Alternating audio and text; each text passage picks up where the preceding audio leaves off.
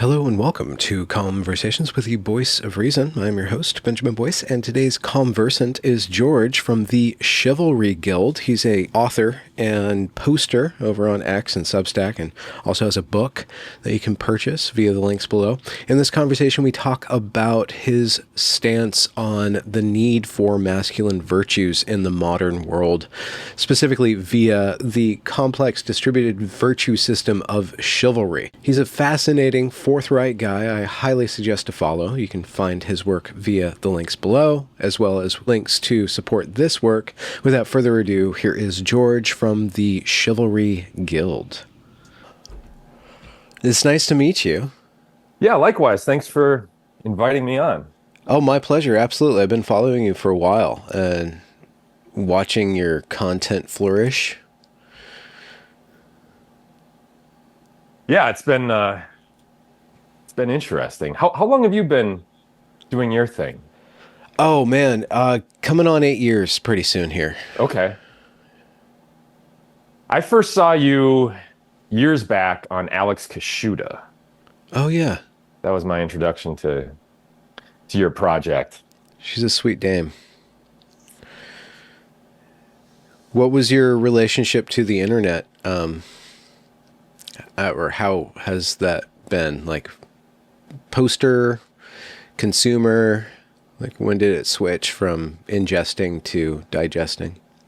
I think I got on Twitter in 2015 and just mostly a lurker, a scroller at that point. Yeah. And got serious about, I launched my project during the pandemic. So fall of 2020. Mm-hmm. And been posting every day since then. Every single day. Yeah. Even during Lent? Yeah. Yeah, even during Lent. A lot of people started posting or projecting their thoughts during the pandemic. I think part of it was because people had extra time and the internet became the vehicle by which we made community, but also people incubated and then had something to say, felt the need to talk at that point because of the way that the society was being led, or where it was being led. There was a lot to talk about. There was a lot of notes to compare, and I just remember around that time, just my reality was so shaken. And then you start seeing certain patterns and you can't stop seeing them. And I mean, ways in which we've been lied to across the board. And it was just wild. I mean, just to reflect on that being 5 years ago now, it was both like yesterday and it's both like a lifetime ago. I don't know. Yeah. Where were you before, if it's proper to say awakening, or where you were transformed or really challenged foundationally? Where were you before, like what was the innocent days? I was just kind of a standard National Review conservative. Okay. I did not vote for Trump in 2016. I didn't vote at all. I would call myself a controlled opposition conservative. Yeah. And just learning that is the truth of your condition, or that place that you were in, that was wild. Could you describe that? Like for me, for you, and for the audience, like what is that controlled opposition, that conservative thing that was broken or found to be baseless when it was challenged by totalitarian progressive rule? Okay. The best introduction, I think, sorry to go with the low culture analogy here, but Ron Swanson in Parks and Rec. Yeah. He is this magnetic, macho man. He's unintentionally iconic. Like, I don't think the showrunners intended for him to be as memorable a character as he is. But nevertheless, they found something, and it just became iconic.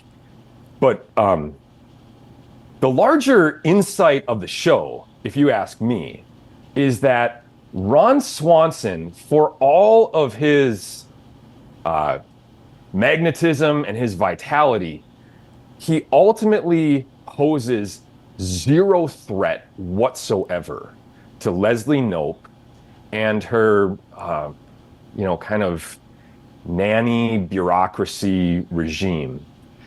This feel-good, colorful progressivism. So he's like the gelded pit bull. Yeah. He could eat somebody's face, but he's never going to do that, really. Right. He is big into free market economics. He's big into the Bill of Rights. And that's good in a certain sense, but it's theoretical for him. And when the rubber meets the road in the real world, I mean, he works in government. Yeah. I notice this a lot with a lot of these conservatives. They're just helpless when it comes to the actual nitty-gritty of politics. And they're just huge into these theories of personal rights and free market economics, but when it comes to actually conserving anything, their track record is kind of dismal. So I think about Ron as a metaphor for the general National Review type, who is, he now often wishes for the days of Paul Ryan, and going back further, he obviously wishes for the days of Ronald Reagan.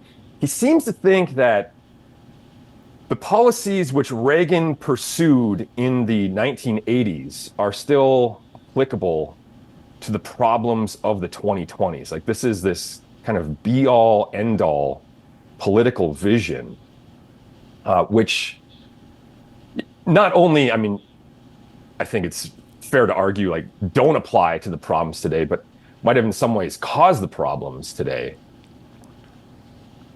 So this is the long and the short of being a controlled opposition conservative and being really into this political identity, but not actually conserving anything. Yeah.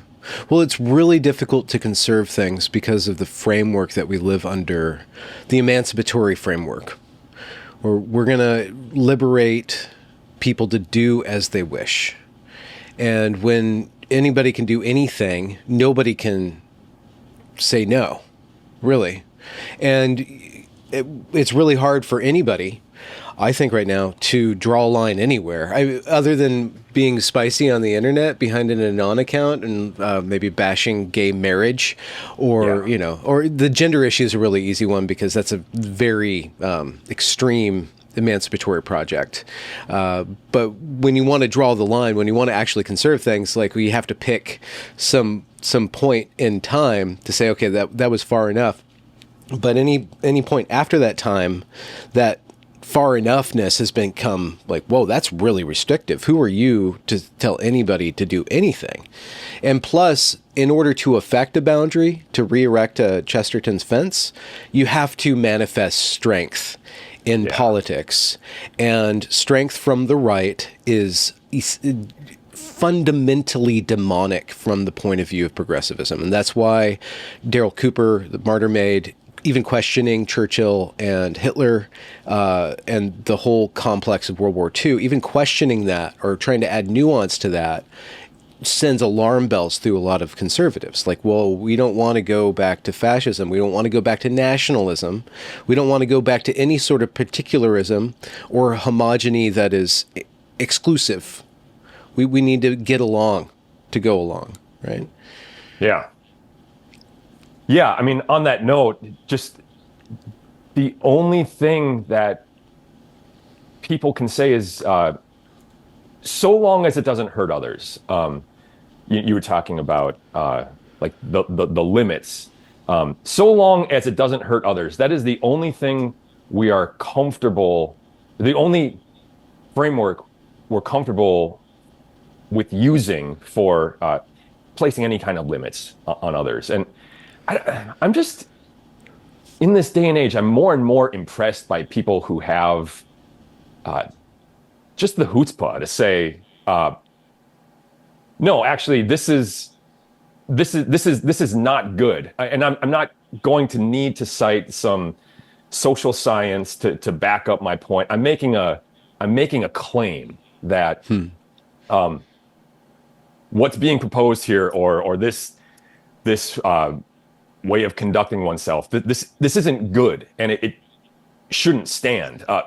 That is like antithetical to the weak needness of the right. I mean, at least the controlled opposition right that I'm talking about, that I grew up in. And it's really refreshing to see us breaking out of this mold. It's really encouraging. I mean, there's a lot of work obviously to be done, but to be in this position, I mean, if you would have told me 15 years ago, when Paul Ryan is posing, doing his dumbbell curls for Time magazine, and he's, the future of the right, if you would have told me that we would be at this point back then, it would have seemed inconceivable. So as troubled as things are now, like I'm really grateful for the progress that has been made. Progress. In what way? In what direction? Progress. Yeah, in what way? Or rather, from your point of view, where was it that you stuck your banner? Like where did you start to draw the line, find your footing? I mean, I think it's Donald Trump, and one of the things that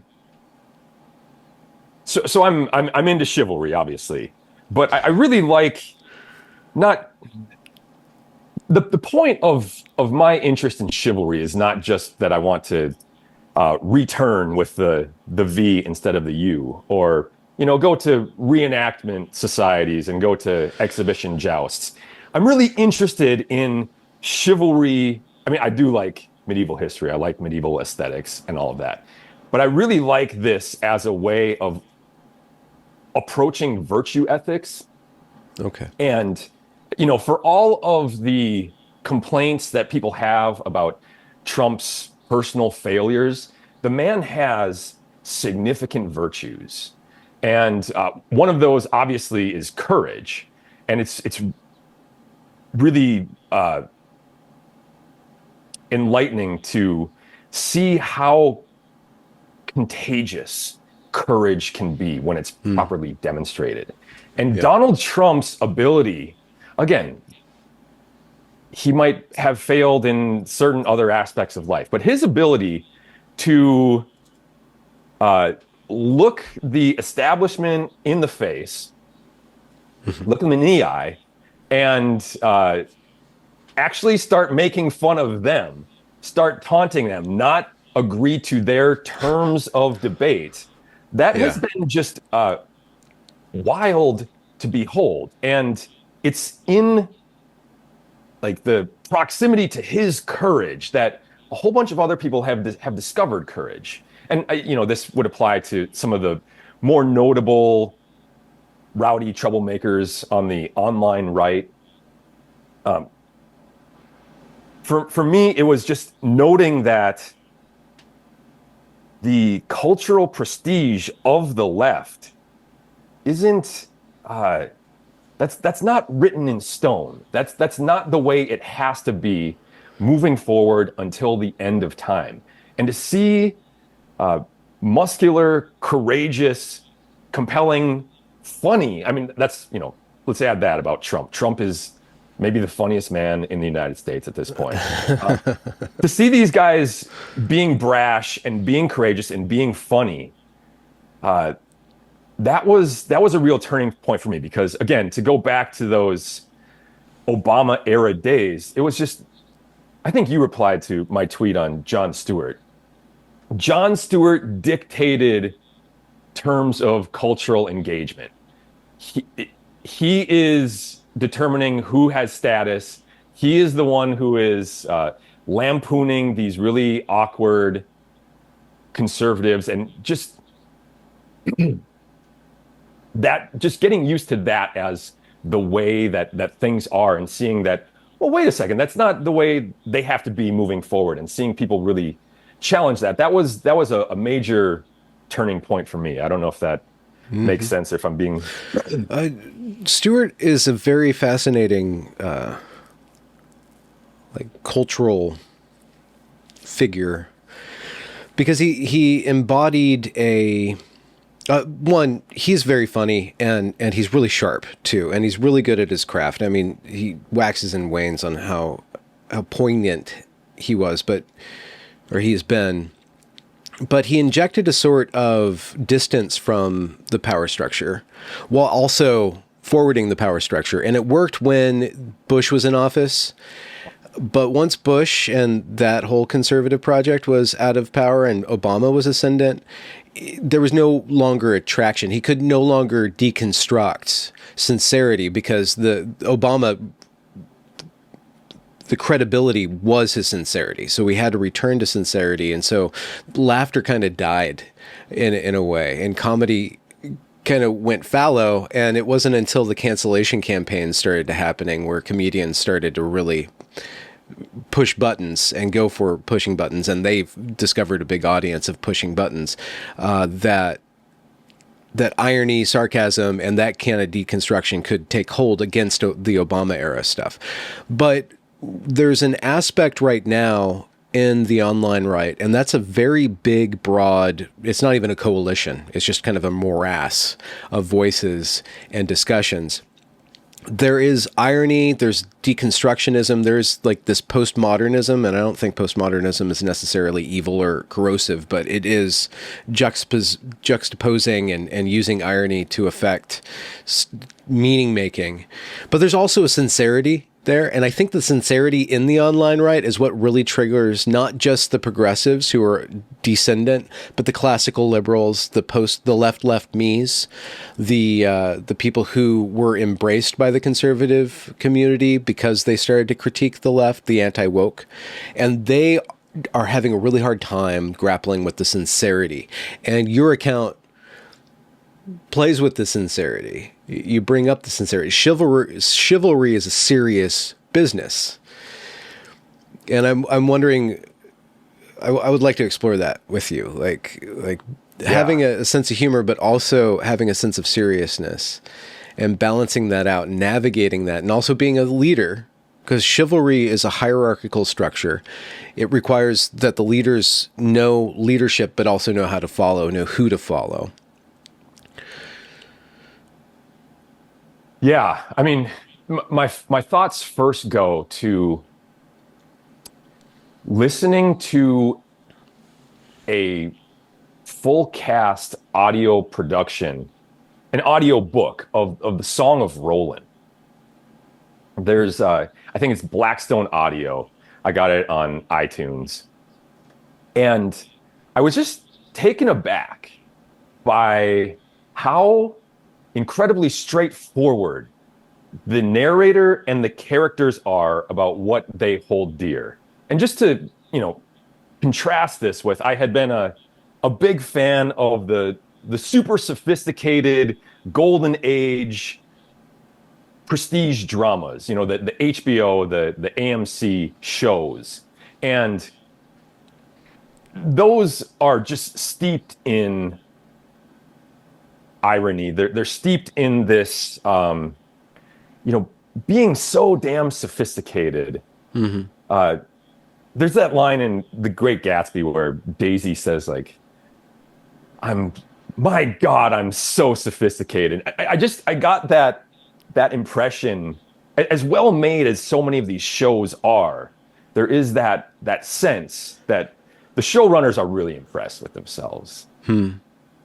We're talking about The Wire, Sopranos, Mad Men. Yeah, Game of Thrones. Yeah. Breaking Bad. Well, Breaking Bad is obviously one of the best of them. The one I would exclude from this, then actually wonderful, non-ironic show would be True Detective.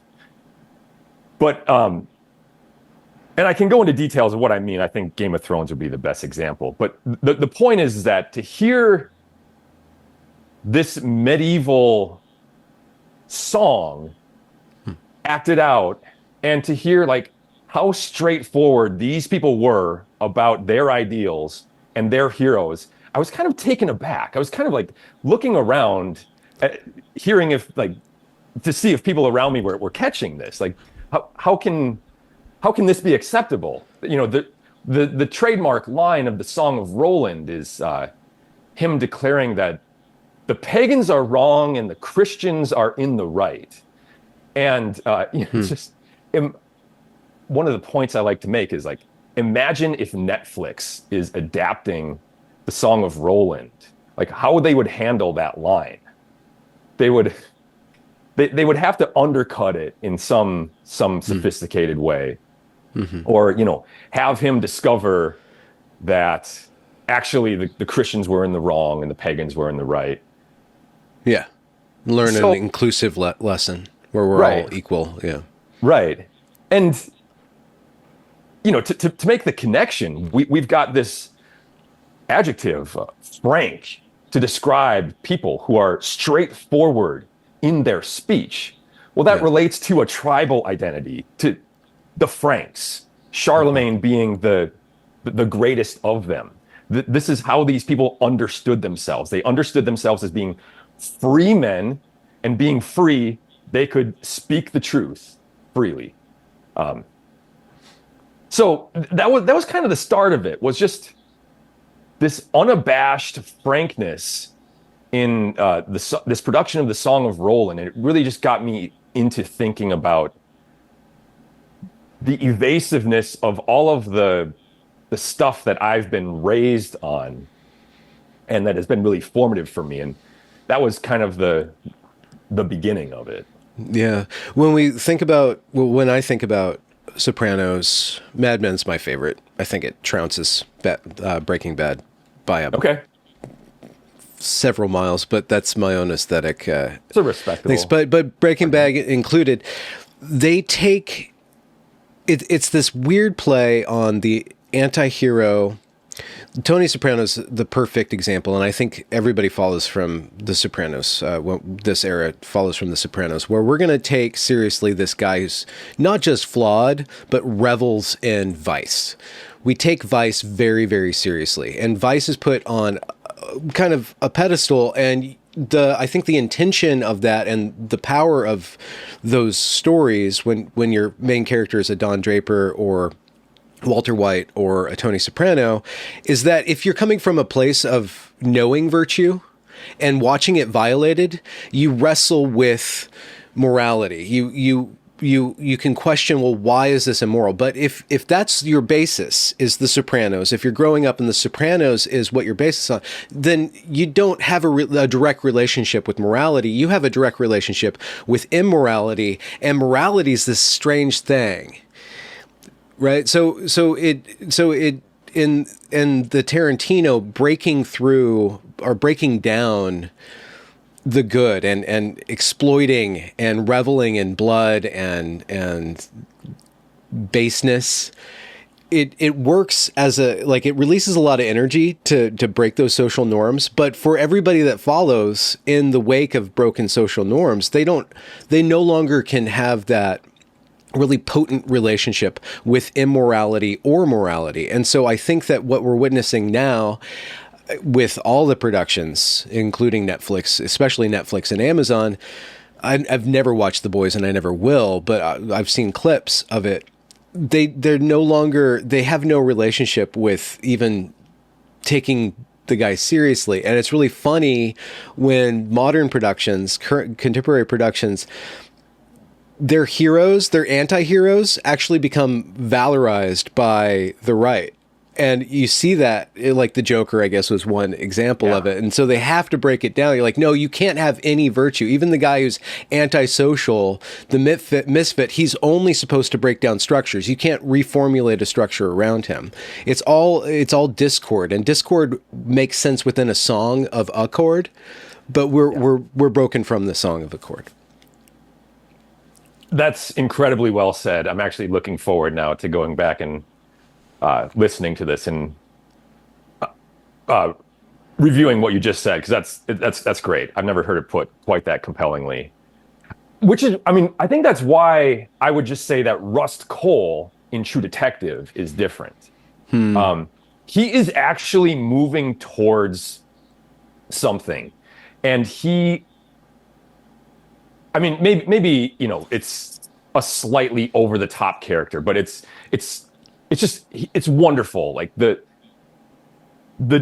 trouble that man has gone through, but notice like his descent into the underworld actually makes him capable of pulling off a deed that nobody else could have. You know, the connections. Have you seen?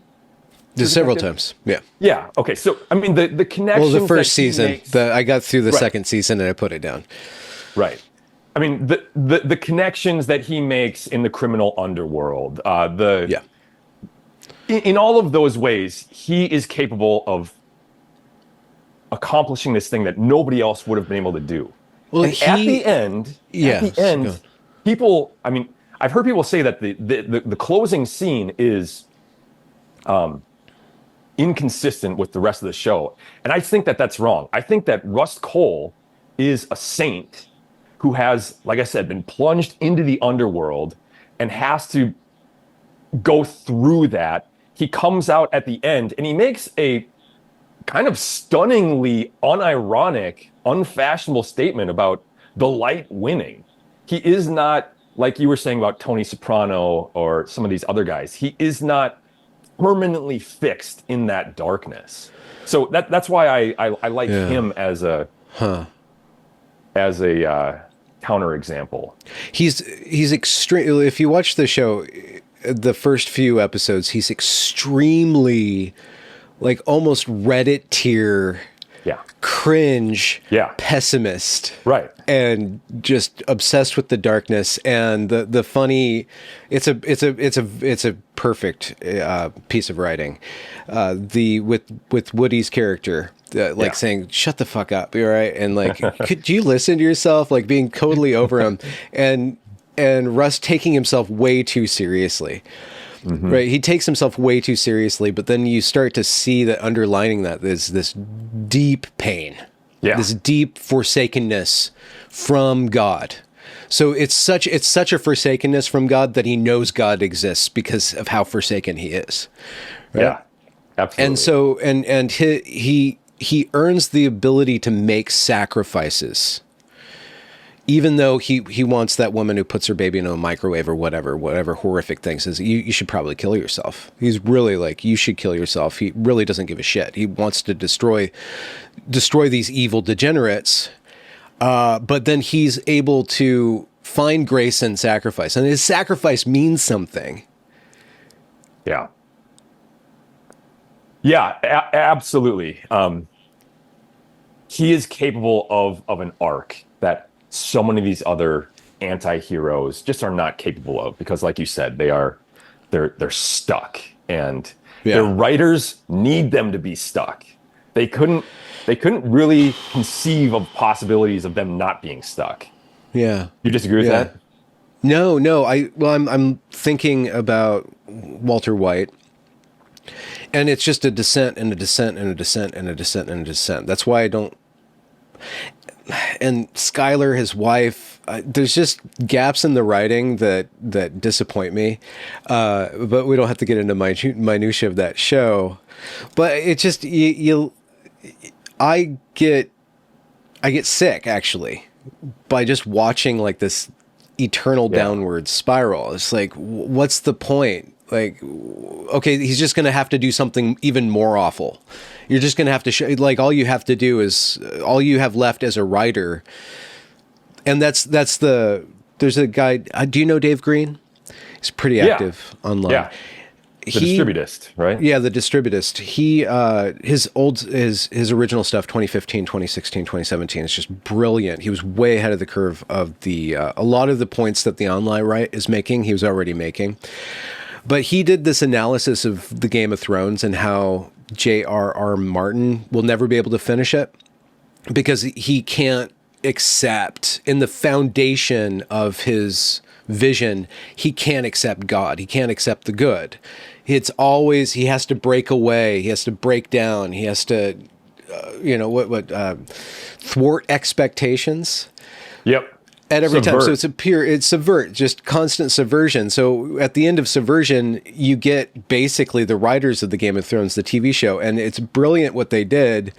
And they didn't intend to do this. They made probably one of the potentially best pieces of TV cinema unwatchable with that last few seasons. They totally destroyed all of that because they had, at the end, they kind of just did this anti-woke screed. Like, okay, look at this social justice warrior just destroying things. Like, nobody believed in anything. Because what is there to believe in? And that is what the essence of the online right, if it is to be culturally ascendant, truly is to find a forward. Not return, but forward.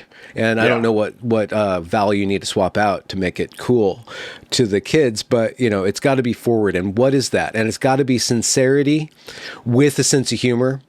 Mm-hmm. Like humor being, like one of the implements of the crusade. And what are you crusading for?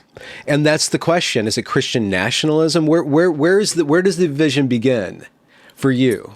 You planted your aesthetics in this chivalrous medieval return, but we're returning to go forward, right? So what is it? Yeah. What is the vision? And what is the glimmers of potential and possibility that you find that really get your juices flowing? For me, part of my origin story is having read Bronze Age Mindset in 2020 and finding it wonderfully compelling. Mm-hmm. I've got a lot of issues with Bap, but he's a poet, and that book struck a chord for a reason. And I found myself just wishing for, I wish there was a Christian alternative to this. I wish there was a Christian vitalism, because that's kind of what I've been wanting all my life. Could you expound on Bap's, from your point of view, like the essence of his message? And then we can contrast that with a Christian. Yeah, for me, it was, and perhaps this isn't technically correct, but in my personal subjective experience, it was the identification that the physical actually matters. I think that there was this this neo-Manichaeism in the water. So I'm a millennial, grew up, taught by boomers. And it seems like the boomer generation is kind of big on this.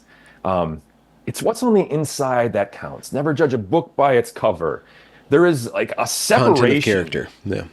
Yeah, there's a separation of the physical from the spiritual. And in that, there's almost a doubt, a suspicion cast on the physical. Don't trust appearances. The dumb jock trope. If you see a handsome, muscular man, that's probably more of an indictment than anything else. Like, that guy should be regarded with some suspicion. The Revenge of the Nerds type. But it is specifically strength that is deconstructed and weakness that is elevated. Is there a tendency from that? Is that what you're describing? And why do you think that would be, if that's what you're describing? Yeah, I think that definitely follows.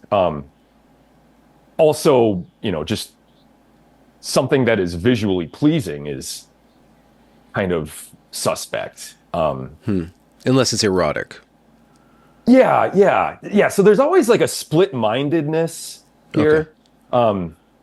I used to read this historian, John Lukacs, and he was really good on it's been a while since I've read him, but he was really good on detailing how there is always a split-mindedness here. There's always, so at the same time that I'm describing a skepticism of the exterior, we're also like worshipful of shininess. So I have to acknowledge that's Yeah. that's uh that's a part here. But what I loved about BAP and the realization that he brought to me was that, this a society in which 73, last time I checked, 73.6% of American adults are overweight or obese. That is not just a physical problem. That problem has spiritual, moral, political, economic, not only consequences, but causes. They're your society is garbage if the body is deteriorating in real time before your eyes. So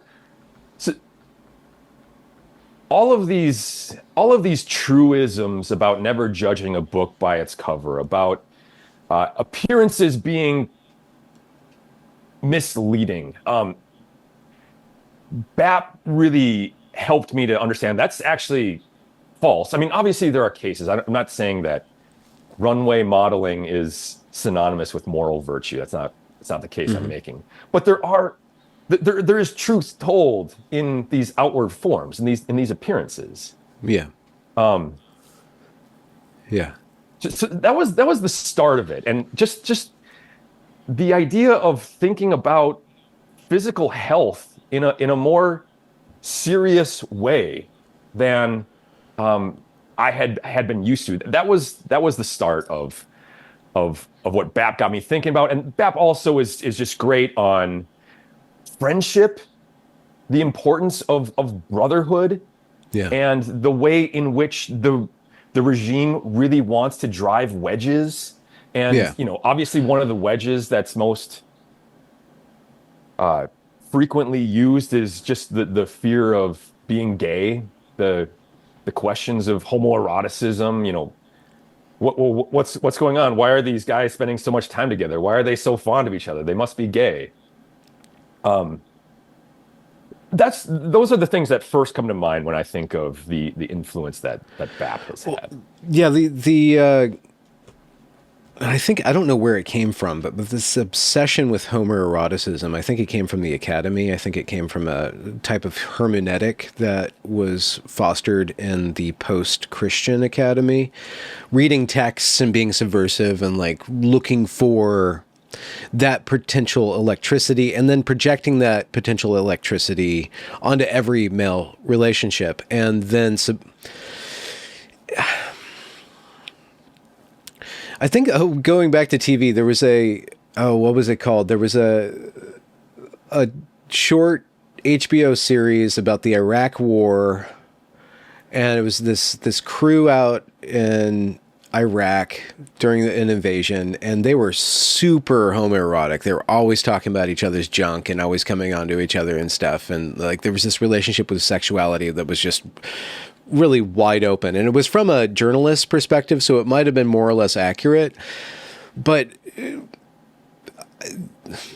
I don't know how we put sexuality back in its place at this point. And I'm working on a project with gender, the issues that the young people are having right now with gender, obsessing about gender, I think is downstream from obsessing about sexuality, which is downstream of the sexual liberation, like just releasing this erotic charge and making that the dominant currency in our heads. And I'm wondering, how do you put that back in the box? When did it get out of the box? And I guess from your perspective, from the chivalry mindedness, like where does sexuality belong?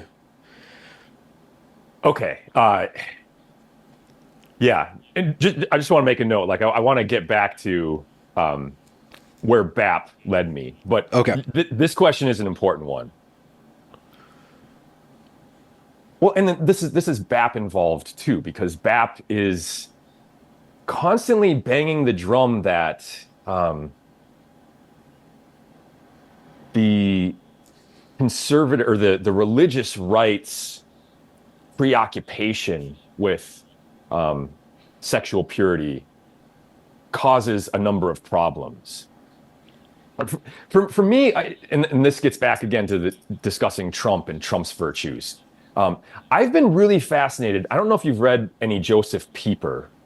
No. But he's this great 20th century German Thomist.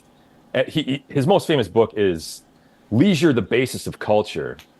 But I really like his virtue ethics. He wrote a book on the four cardinal virtues. He wrote a book on the three theological virtues. And one thing that I love is just his ability to move past this really lame and stodgy notion of virtue as niceness and virtue as chastity. And when they say chastity, they mostly mean prudery. Or, I mean, that's what I hear when I hear them talk about chastity. In the older understanding of things, sexual purity is important. Like, this matters.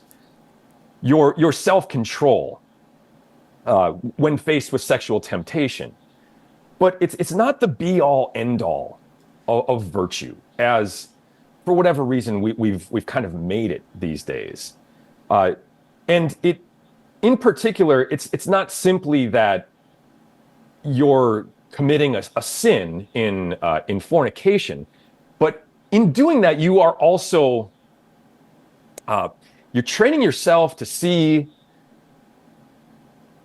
things and people in terms of prizes. You are clouding your judgment. You are really jeopardizing your own prudence, your own ability to see reality. And that is an absolute disaster if you can't see reality and understand how to go about trying to realize the good given the specific concrete circumstances of your life. Then you've lost before you've even begun. So that would just be my initial thought on the sex question. That it is, chastity is very much an important virtue, but it is not the be all end all of virtues. And I both of those things need to be mentioned. What do you think? I think that, and we'll get back to we'll expound on that in a bit. I think it's a matter of perspective. It like, for its own sake, I think is what is an equal sin among the prude and the fornicator. The fornicator treats sex as something for itself. The body count discourse is probably the lowest denominator of that. But when you're treating sex as a way to gratify yourself or to achieve something, a dopamine hit or whatever it would be, you're not purposing sex for something higher. Right. And if you go to the next level, okay, well, sex is for marriage. Well, what does that mean? Sex is for either procreation or intimacy. Even that, it's a ceiling. Sex should be kept out. We're not going to talk about sex. I'm not going to look at these images. I'm going to be hyper vigilant around eroticism and be as pure as possible. Even that becomes a sin because now it's like, now you're getting off on another level. If instead you have a higher virtue, my sexuality is an animal thing. It's a beautiful thing. It's a necessary part of my biology, and that has its place, and delighting in that has its place. But it also serves a higher human purpose of it is for the creation of noble human beings. So it should be a noble act, right? The act should be should manifest what I want from the benefits of the act. Like, I want the character of my child to be in the act itself, right? I want to have a pure, good relationship so that my child will be pure and good. but also like in the sexual practice with my wife, I want that to be an intimate domain where we experience each other, and that is just a function of our broader relationship.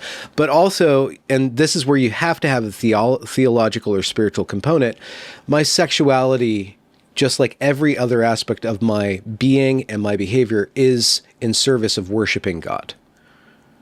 And that's when I communicate, when I'm having sex with my wife, that is an act of worship. That's a prayer. And I'm inviting, I'm allowing my whole body and my humanity and my soul to merge and to be pointed upward to God. Right. And to have, I'm finding that's one more door of paradise, and I need to keep it clean, and I need to be humble and worshipful in order to have it serve something higher. So without something even higher, you'll get stuck along any given level. So the prude and the fornicator are kind of, the fornicator, when you talk to a fornicator or somebody who treats sex like that, and a lot of people do now because they're sex is so divorced from spirituality, it's just another bodily function. And you talk to people like that, you try to inject some sort of morality, and it's like an alien language to them. It's like, why would you even think about this as a moral thing? It's just something that I do. Right. So it would be better for them to have some morality in there than not to have morality in there.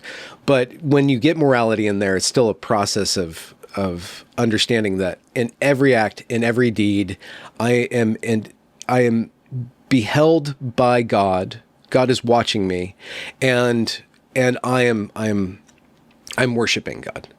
And that language, I can hear a lot of people in the comments saying, "What the heck are you talking about?" That's why I kind of avoid spiritual things. But without that, nothing makes sense from my point of view.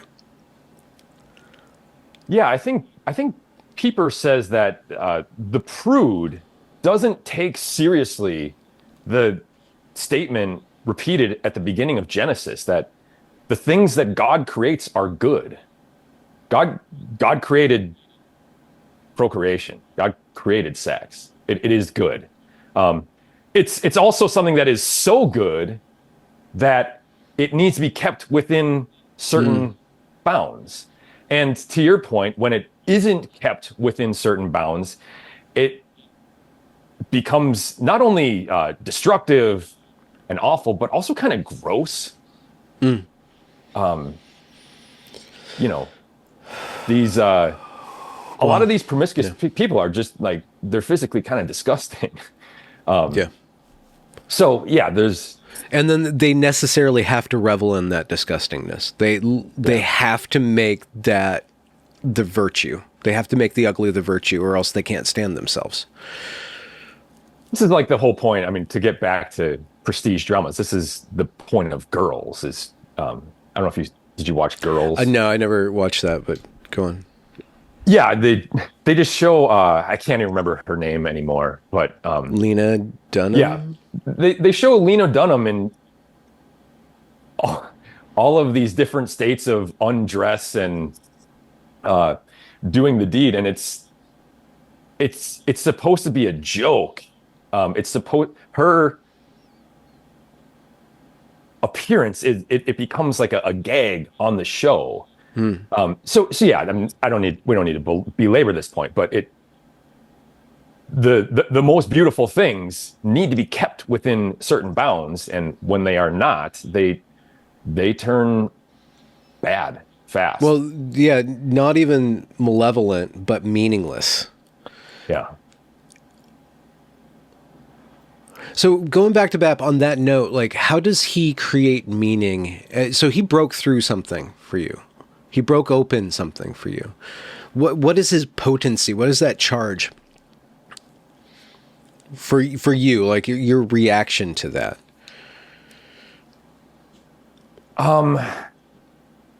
Well, can I go back and just complete the origin story first? Yeah. It was shortly after reading Bap that, like I said, I was wanting a Christian alternative to that, wanting a Christian vitalism. And as I remember it, it was maybe just a few days or a week later that I came across this essay by C.S. Lewis called The Necessity of Chivalry. And it was so wonderful because I had, up until that point, been under the impression that chivalry was simply a series of nice, gentlemanly gestures. It was holding a door open. It was giving up your seat on a train or in church. It wasn't even a code. It was just an etiquette. Yeah. And it was, I like old school manners, but that's not the kind of thing that grabs like a spirited young man. That's not, there's a reason why chivalry would be proverbially dead if that's how we understand it. So Lewis presents the case that actually that's not chivalry. Chivalry is the double demand, or it's defined by this double demand that a man be both gentle and ferocious. And he has this ability to reconcile these two incredible tensions. And I just thought, wow, that's wonderful. That is a really invigorating challenge. Yeah. And so for him, this is just a short essay, like 6 pages. And, there's more to be added. There are more chivalric virtues than just courtesy and ferocity. But that got me thinking that I was blown away by how much more excellent this ideal was than I had previously understood. And I got to thinking that there has to be somebody out there who's popularizing this. And I went and looked on the blogosphere and on Twitter and the podcast world, and didn't really find anything. So I thought, well, here we go. This is going to have to be something that I should do. So yeah, lo and behold, Christian vitalism doesn't have to be invented in response to BAP. It is this ideal, this institution, this code, which, I would go so far as to argue, and Lewis actually argues this explicitly, so I can just lean on his credibility. Like, this builds Western civilization. If you don't have some sort of constant attempt to reconcile these things, like, you can't continue to have good things. Your civilization will not last. It will either descend into barbaric madness, or it will become soft and effete and be conquered. So, to go back to the title of the essay, it is the necessity of chivalry. In other words, if you don't have it, you're done. Mm-hmm. So I just wanted to share that. What makes it Christian? What's the content of the statement? The Christians are right and the pagans are wrong. Yeah. So that's chivalry really is. It comes into its own during Christian times, during the Middle Ages. There is that reference there that suggests something about the nature of the thing. It just this is a very good question.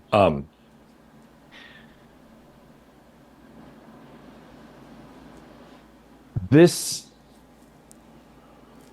is what is now going to be required when Christian civilization has kind of hit its maturity.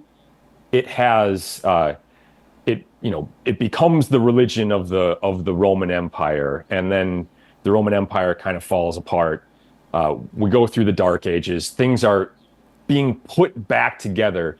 This is what is going to be required to sustain Christian civilization, this class of Christian protectors, not just people who protect Christians from enemies abroad, but also protect Christians from the people who protect them.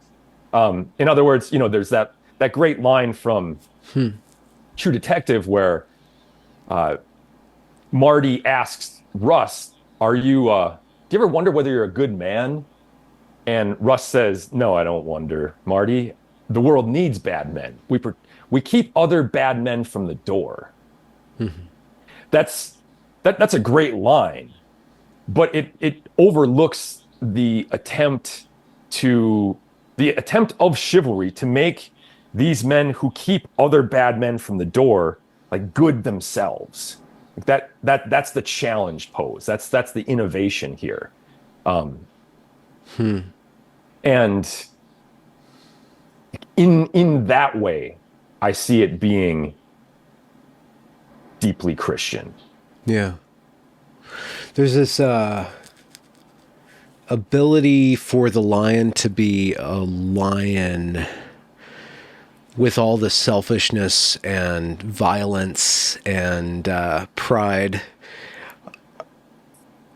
and yet to have the man be the man with the lion. There's trying to think of a visual for it, or a metaphor for what I feel like you're trying to describe.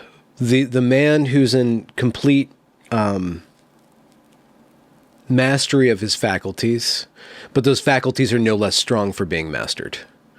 Right? There's a line from Blake, like somebody who can he makes it much more pithy, but it's something to the fact that the person who can control his passions probably generally has weak passions. Yeah.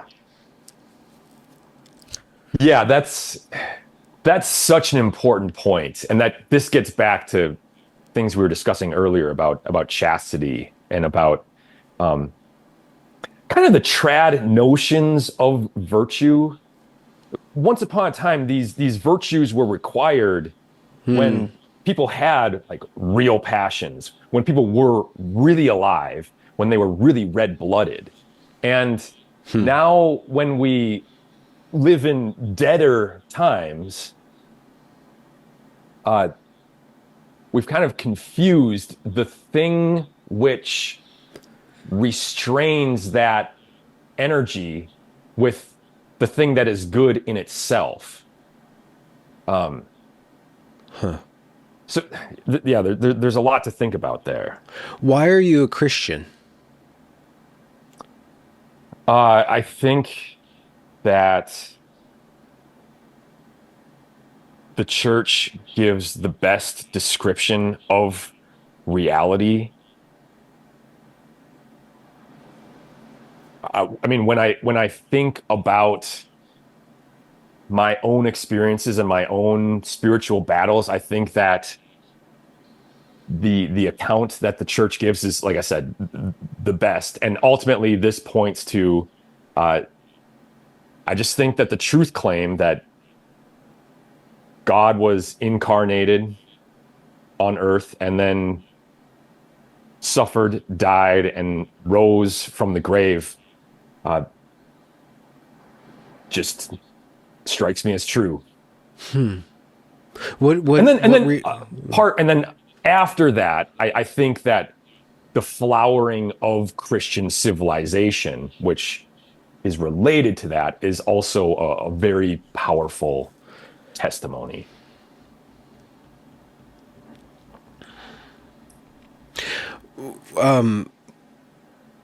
You're making me think of all these things, but just to focus back on Christ being incarnated, suffering, dying, and being risen again, what does that actually mean? Like, what reality is that describing? Or what is that describing about reality?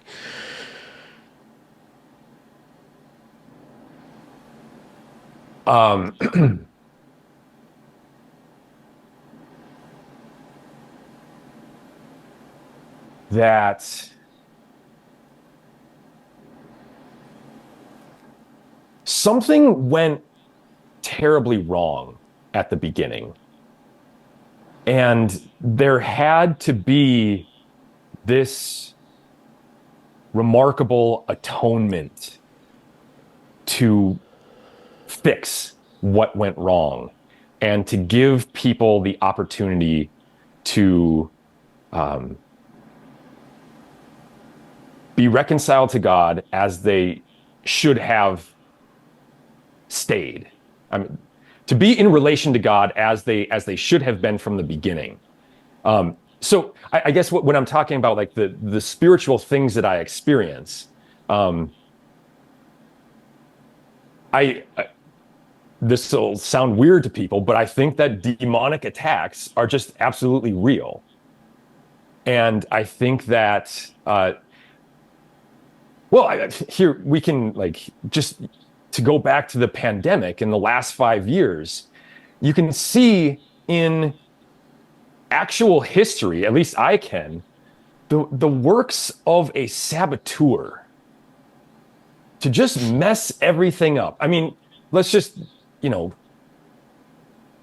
talk about seed oils. Let's talk about the way that the food supply has slowly become poisonous, and the way that that is driven by human greed. My larger point is that I just think that demonic attacks are real. I think that there is a saboteur out there who is trying to mess everything up. And I think at the end of the day, the incarnation and the resurrection makes sense as, I mean, this is obviously a very large topic, and I make no claim to be a theologian. Mm-hmm. But it seems to be, like I said, the answer to this this life that we lead in this valley of tears. I don't know if that's coherent or not. Well, let's compare and contrast that with a Bapian vitalism. Like, what is missing, or what does Christianity add?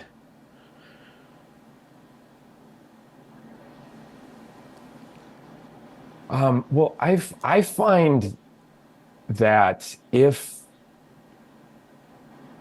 a muscular exertion or a large enterprise is not undertaken in the right spirit, with the right notion of doing good by God, helping to build God's kingdom, that it will be hijacked by the saboteur that I described earlier, by Satan and his minions. And I realize this is going to sound crazy, but my fear would be that the Bapians, for all of their great virtues, those kinds of manly efforts are going to go astray one way or another. I don't know that I can be more specific than that, but you just find the ways in which human enterprises often do go astray. I mean, that's just kind of the norm. So Christianity faith is protection against that.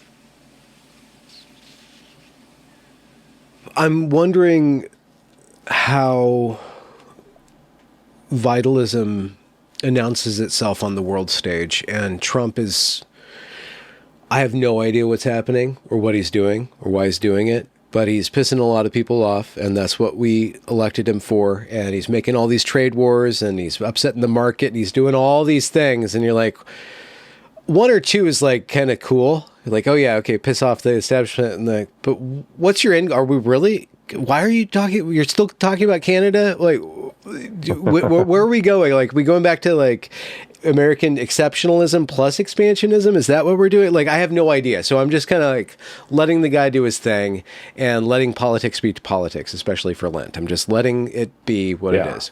But what he's forcing to happen, which I think is good. It's upsetting. It's not safe. And the voting population that is female is fully right to be alarmed by this and wary of this. But he's forcing strength back on the stage. He's forcing Europe to take responsibility for itself. He's treating Putin like a self-interested actor and actually respecting the guy. And in that respect is allowing America to be honest with itself and respect itself for its boundaries and to stop being this globo homo.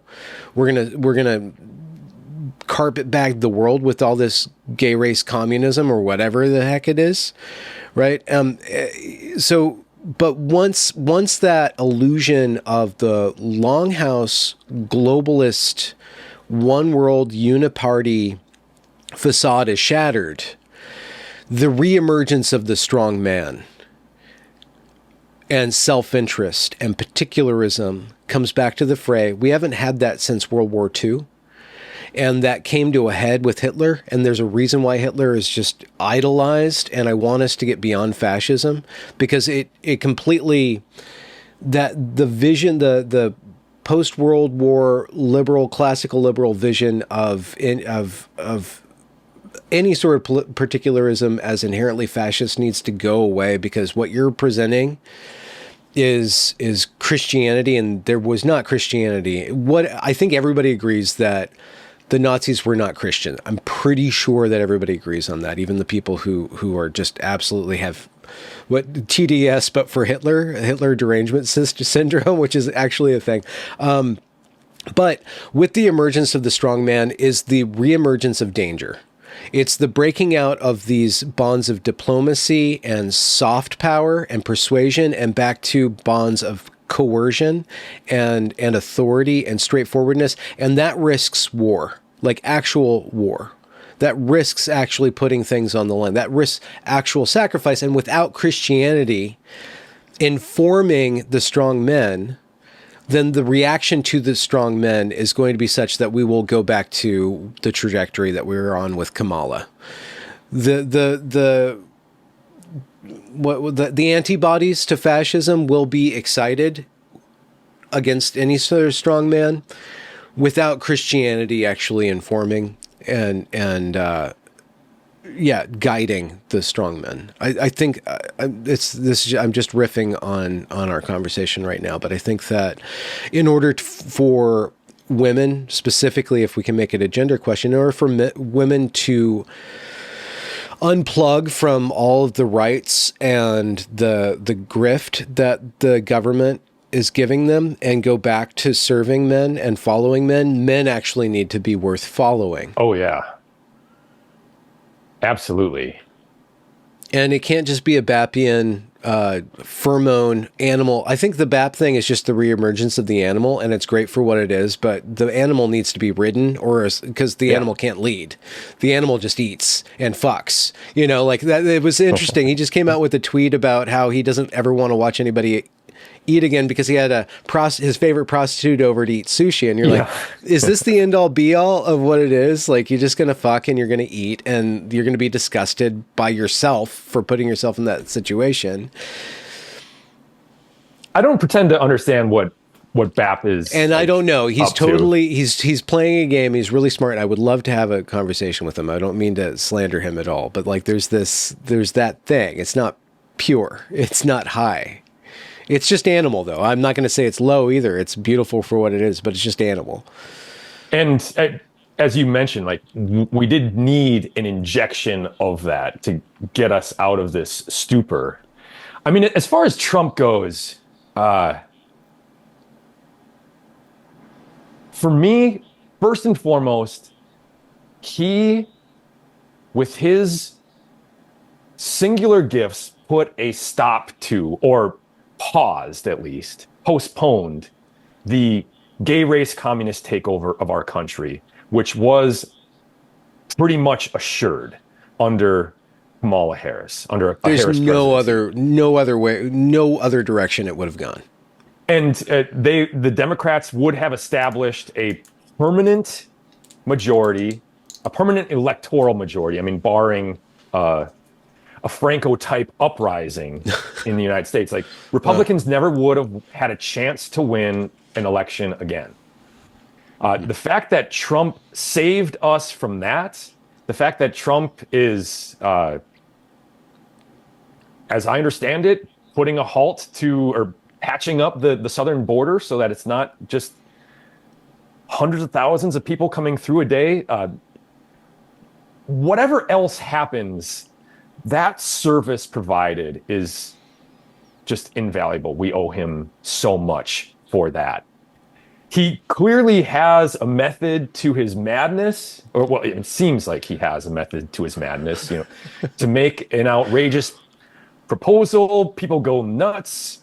They have all kinds of, I guess you would call them forced errors because he's forced their hand. I've learned to not take him all that seriously in anything he says because he's a master negotiator and you just don't know.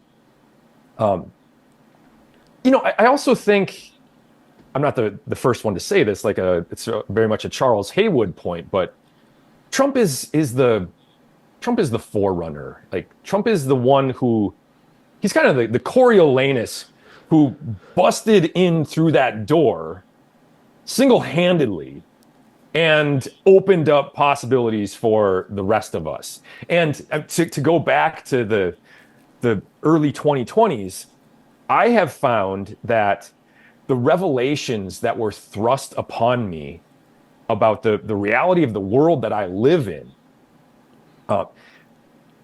you need time to properly internalize that, think through that, and then start to make the changes that are necessary in order to deal with reality as it actually is. So the fact that Trump has bought us time, like I said earlier, is an incredible service. That's just what I want to acknowledge him more than anything else for. And in addition, like I said, giving us this example of his personal courage and his personal magnetism and showing that, yeah, you can actually just make fun of these people and not accept this this caste system in which they are automatically at the top. Yeah.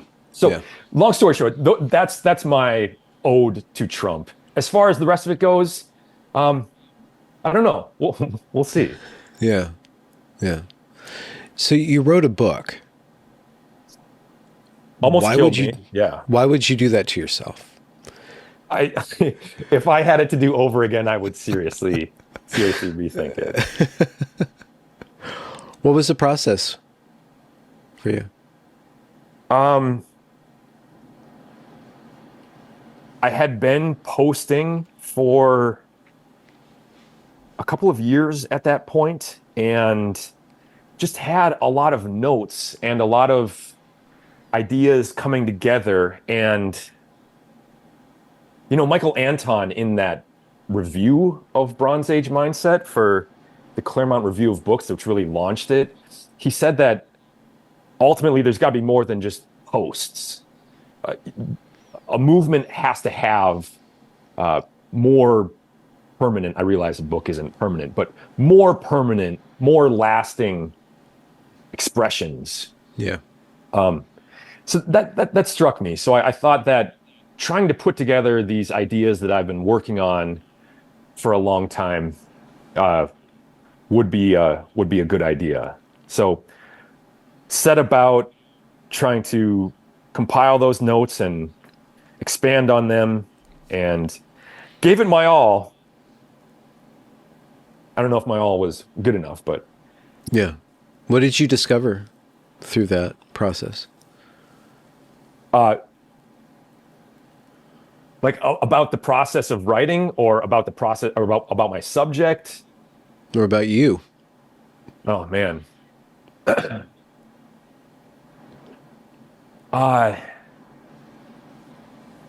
Well, one of my favorite lines from Lord of the Rings is things are looking very dark for the cause.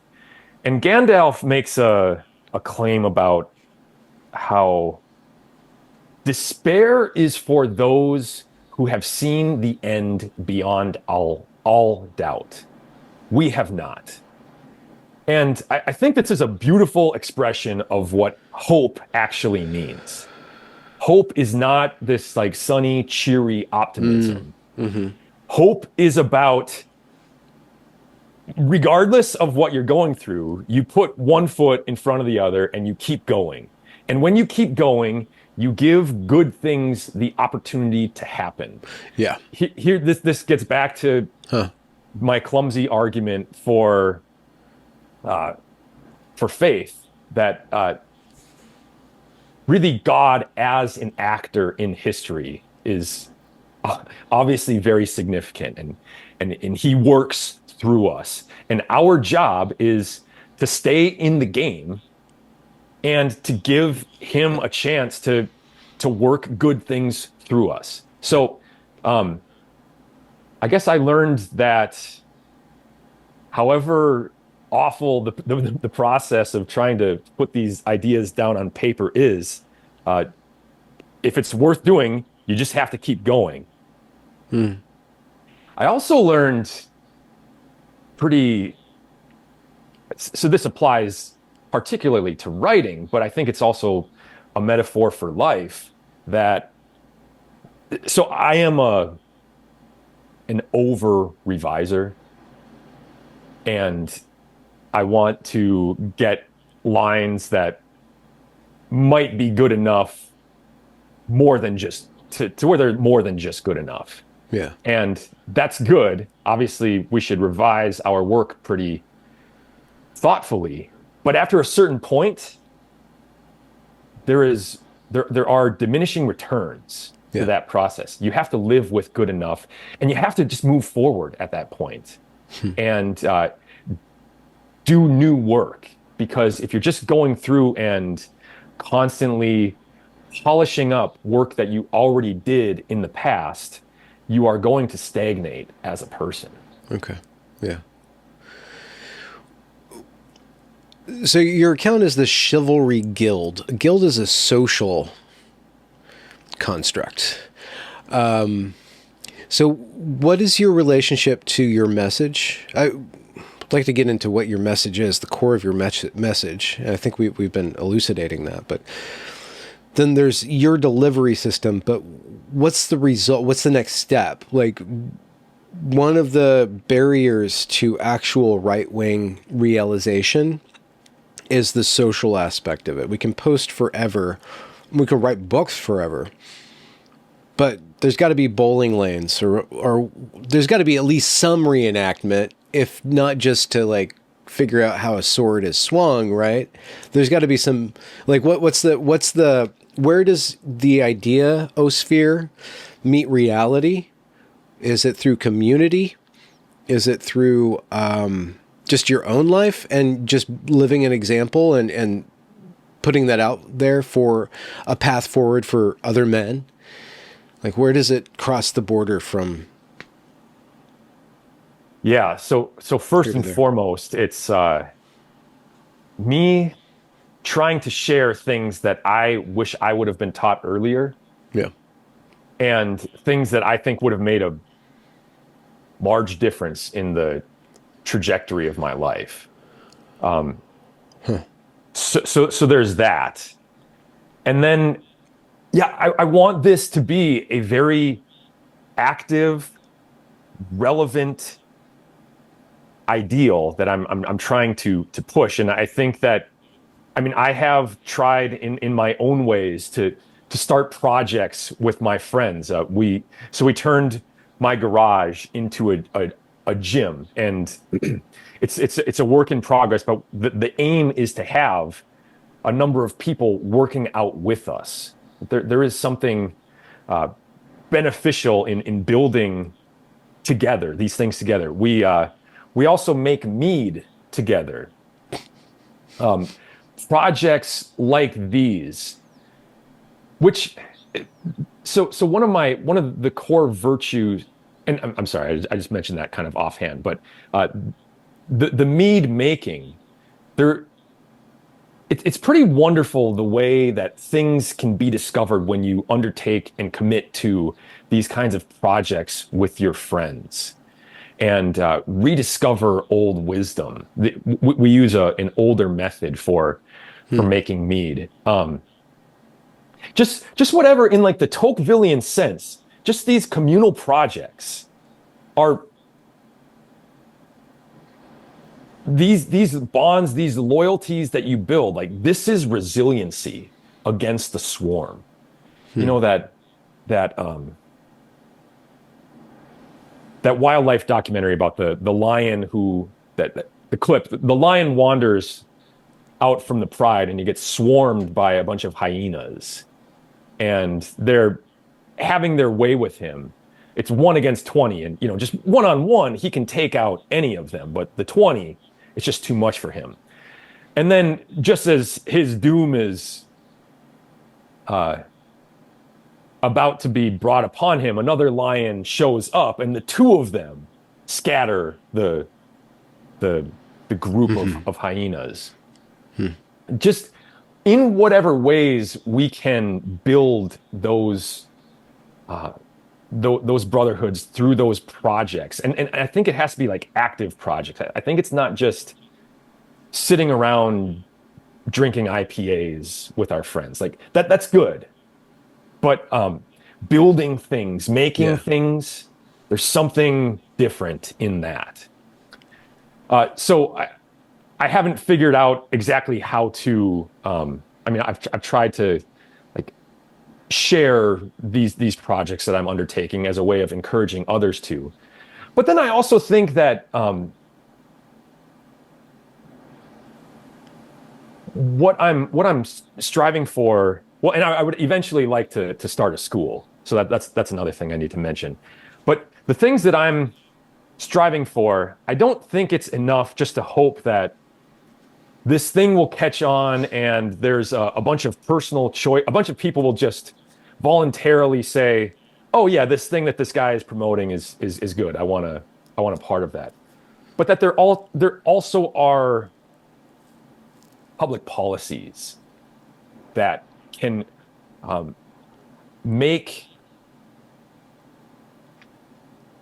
the life of virtue less of a solitary, voluntary, heroic struggle. And I'm also interested in that. I don't think it's enough just to hope for, we're going to have this renaissance of virtue. I think that also has to be backed up by sound public policy, sound laws, the law as really. a key. The point is that I think there are just a ton of different there are several different levels avenues here that I want to approach. Wow. It could be the case that we're just experiencing an evolutionary bottleneck where those who don't get their act together just fall by the wayside. I mean, if you look at birth rates and stuff like that, and that's where I think that there's a lot of potential. Or the project and the path that you're taking will eventually have to accommodate a pro-natalist family structure. Like it has to, the man thing has to connect to the woman thing. And there has to be a bridge built between them. And then the family thing needs to then, like that relationship then is the foundation for the family thing. That's the only way. That's the constraints of time and death. Is like, in order for it to persist, it has to do that. It has to plug into that, and then it has to reward those who follow it. It has to have fruits built into that. I'm wondering, we haven't broached that topic. Where does the man plug into the woman from your point of view, philosophically, theologically, personally? Oh yeah, I mean, I absolutely agree with what you say. I do just want to. I think that BAP's point about simply outbreeding our opponents, our enemies, isn't enough. His point is that outbreeding them isn't enough. If you are just creating the human beings that they are going to take and indoctrinate, that's for sure. Again, that's obviously not enough. Yeah. So I have, I'm definitely all about the pro-natalism. I have wanted to offer a different tone, a different angle of approach than just let's outbreed them. For sure. And I've also have wanted to detach chivalry from those romantic gestures that I was describing earlier. Yeah. There's an interesting debate within the chivalry enjoying community about Arthurian chivalry versus Carolingian chivalry. So Arthurian, that's the English, the King Arthur sequence. That really does kind of turn into, or it lends itself to Cuckoldry. Yeah, yeah. I mean, you can see what Miguel Cervantes is making fun of in some of the late stage Arthurianism. The Carolingian chivalry is more of a, we are facing an existential crisis chivalry. We have to rise to the occasion. I mean, it's kind of funny the way romance is dealt with in the Song of Roland. It's very much it's very different than the Arthurianism. Let's put it that way. So just for that reason, to try to detach, to try to elevate chivalry above pure romantic white knightery, I have not emphasized it. But that doesn't mean I'm absolutely not against, like you're saying, the importance of pro-natalism and generations linking up with future generations and people not being just like the flies of a summer. And I just read that Burke line. Huh. Yeah. How does the woman complicate things though? I'm trying to get this picture. How do you deproblematize the female? Go on. Yeah, I've actually been really interested in some of the more intelligent pickup artists and some of the insights. I've got Chateau Artiste on my bookshelf here, and obviously, you take a lot of it with a grain of salt, but I think he has a lot of really important insights that I wish I would have known about when I was younger. I had phases in my life where I was a bit of a pathetic simp, and it was disastrous for me. And what the link between chivalry and the PUA gurus is simply that chivalry being about developing personal excellence to the greatest extent possible sets you up for success in romance. Just from my own experience of having, and it wasn't always this way, but I did approach some of my relationships from a position of weakness, and it was pathetic. It was really bad. So wanting to avoid that, wanting to first build up a position of strength from which one can then pursue the lady folk, and then that actually being a real favor to the lady folk if she doesn't have to worry about you being a simp. That's actually a part of courtesy. Like, she doesn't want you to be that way. So these are the kind of elementary levels on which I am thinking about romance within chivalry. I don't know if that answers your question. Oh, there's something that you brought up earlier that I was thinking about, the direction of the medieval chivalrous era, like the purpose of it. And if you look at Europe, it went from developing a certain culture to expansion. It went from crusade to conquest. And I think that once a man gathers resources himself, it perfects himself as a resource, as the principal human resource. He has to be put to purpose, and that purpose can be crusade, or it can be conquest, or it can be cathedral. Maybe I'm trying to be alliterative because we're both writers. Right. Either you concentrate your effort at building home in the image of God, or you solve the problem through crusade of righting the world, of confronting this existential threat in order for home to be reestablished, or you go on conquest. Home is established. We're going to conquer the world. And that can be replicated in the dating market. You can go on a crusade. You have, you need to get married. You need to get married. You need to have a family because that's your duty. You need to go forth and do that. And then you go into the cathedral, you make it nice and you maintain it. Or you go on conquest and you get stuck on that level where I'm going to go because you're a virile young man, and nature will, if you take nature at face value, that's what nature wants you to do. Like your evolutionary strategy, once you have the resources and confidence, is conquest. But is that truly developing your soul? Is that what your higher nature is called to? That's the question, right? So you can get stuck, and there is an aspect of the dating market, even if its pursuit is noble towards family, is playing that game. Like all those female-male dynamics are completely applicable on a animal level and on a psychological level. And once you get a woman, you're going to need to understand how to take her seriously and how not to take her seriously.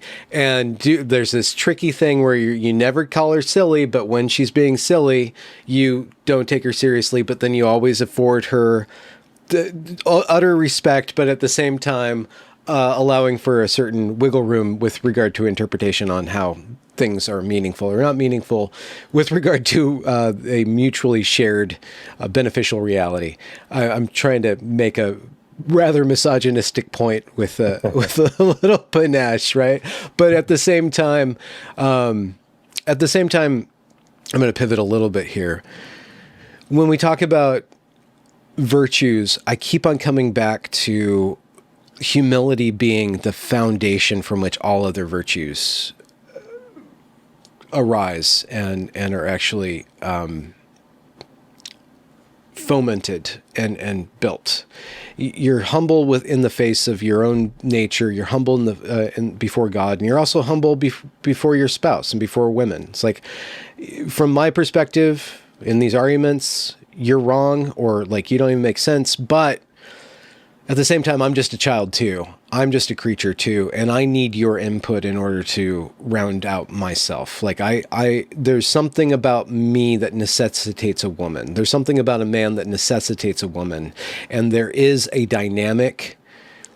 And with the problem with the pickup artists or the male-female discourse broadly is that there's just the slightest lack of humility from the point of view of the men. They can be completely right 99% of the time, but that 1% it has to do with pride, and that's a really hard thing. And you see a lot of people without humility. They go, I don't want to name any names. Maybe Andrew Tate's easy enough to kind of project this critique onto, but like there's just a lack of humility in their treatment, and then a dehumanization of yourself if you're not humanizing women. If you're dehumanizing women, you're talking about yourself. You're reflecting your own self-worth and devaluating other people. I don't know where I was going with that. I just wanted to broach that conversation because I don't think even chivalry works without the female. I don't think Christianity works without Mary. I don't think in terms of idol worship, but without the female component, Christianity is not complete. And I think the particular strength of Christianity is its sexual completeness. Yeah. Yeah, I mean, I agree with what you said, and the male-female discourse is particularly difficult to wrap one's head around, and it's also very frustrating too.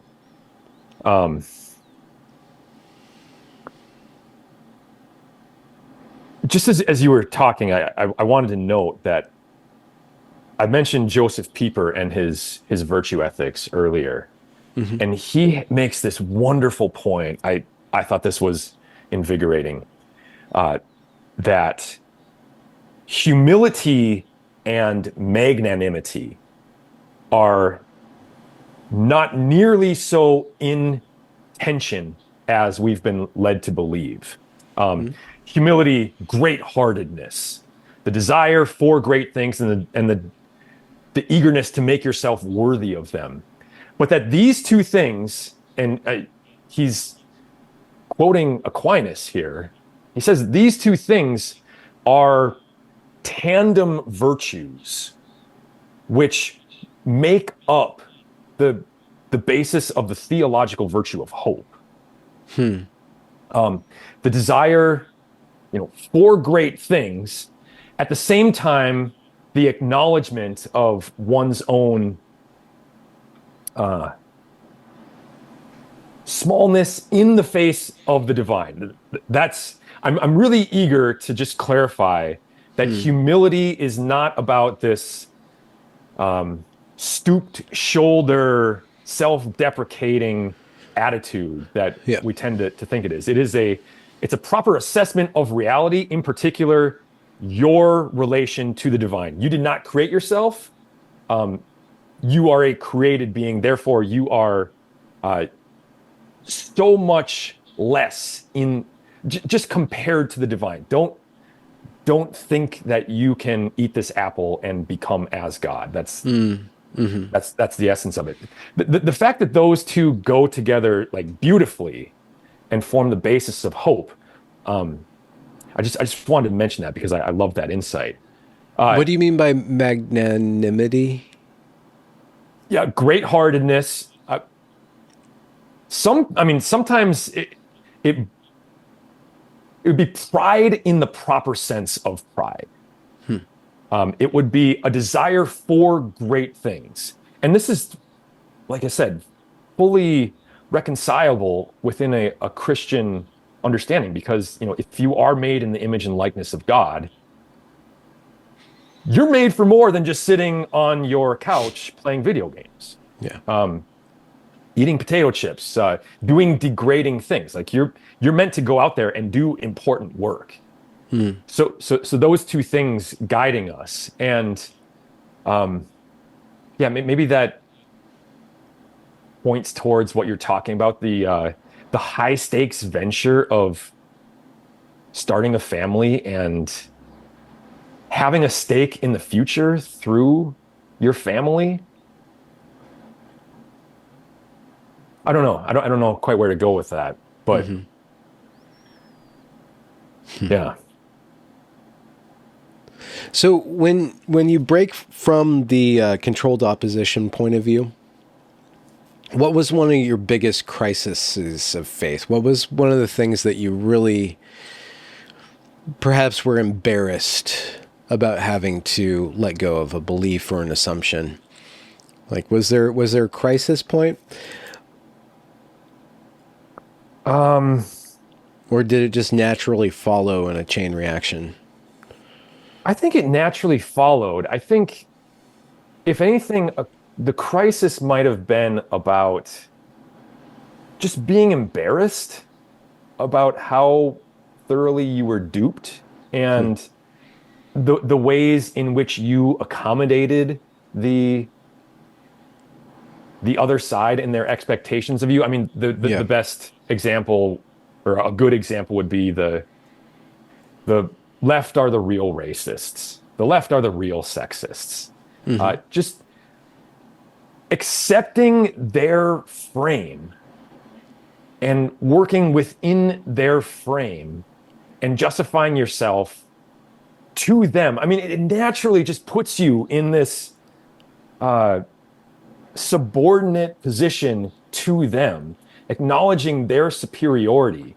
And I mean, that's the first thing that comes to mind, is just being embarrassed by that. Just drilling in on that, for example, maybe you can clarify. I'm going to take a shot, but with regard to the left is the real sexists.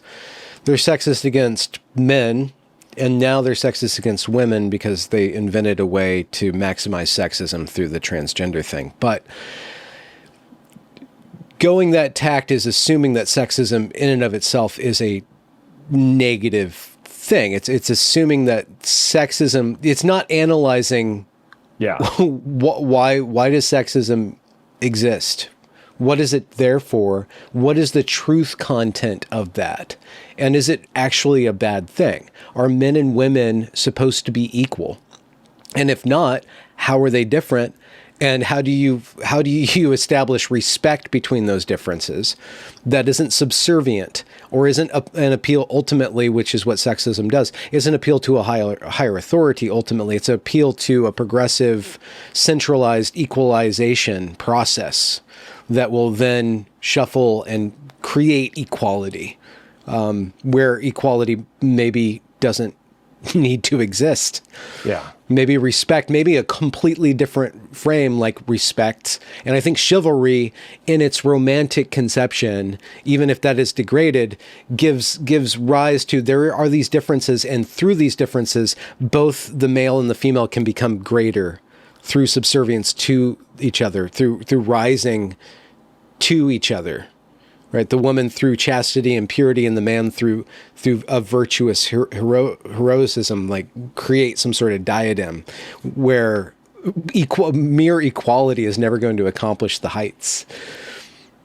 Yeah, I think that also, I totally agree with that, and I think that it also applies to something like a feudal arrangement, which acknowledges inequalities between classes of people as well. It's wait, really feudal or futile? I'm sorry, feudal, okay, like the feudalism. There was a word play there, but I just want to clarify. The way in which, when inequalities are acknowledged, there is a possibility of respect that is often greater than in times of equality. Like, I think also, for instance, of like gym culture in the best sense. In a good gym, have you seen that green text meme about the guy, the weak newbie who goes to the gym, and somebody kind of laughs at him and he's feeling really uncomfortable, and then he finds like this total Chad lifter who basically comes to his defense and basically shields him from the contempt of these others and teaches him how to lift. And there's like a real noblesse oblige that's implied here. But the point I'm trying to make is that, like, in a proper gym culture, you don't have equality, but you have opportunities for respect that are in excess of anything that the modern equalitarian order offers. Like, even in a good gym, the most accomplished chads, like, they're happy to see even the weakest among them make gains, and they cheer that on. And I just think that that's applicable to the point you were making about the sexes. Like, there is a respect that is possible when you acknowledge these fundamental differences, and that respect is really kind of ruled out when they just want everybody to be androgynous, when girls can do everything boys can do, only better. Yeah, there's a ton of confusion there, and respect just goes by the wayside. What, from your generational point of view, what were you taught about? Sorry to focus on the gender thing. It's an interesting topic to me, and I feel like it can be extrapolated, the lessons that we learn here, to other domains of life. Plus, it's really kind of real. But what was the vision of women and the relationship to women that you were given that you had to reassess? I'm kind of embarrassed to say this, but the propaganda just took with me. The idea that women were basically just men with different sexual organs. And at the same time, all the sitcoms, which really always portrayed, the Home Improvement, if you remember that show, that model of the woman being the voice of reason, the man being, lovable but also idiotic. The foible, yeah. I also noticed like the attempt to try to make the badass woman like the ultimate object of desire. The Angelina Jolie character. She is in a lot of movies is like the anti-hero that you were describing earlier. Or there's some similarities, but she's a badass, she's got a few tattoos, she cusses a bit. Sometimes she'll ride a motorcycle, sometimes she'll, be really competent with firearms. Like just in all of these ways, like there's an attempt to make the badass female really attractive. Yeah. There was also a song. I remember this song by Neo. You recall Neo, like Obama era. The song was called Miss Independent, and it's just about how the woman has like, she pays her own bills. She's a boss bitch. She's got all these things like going for her, and that's why he loves her. And I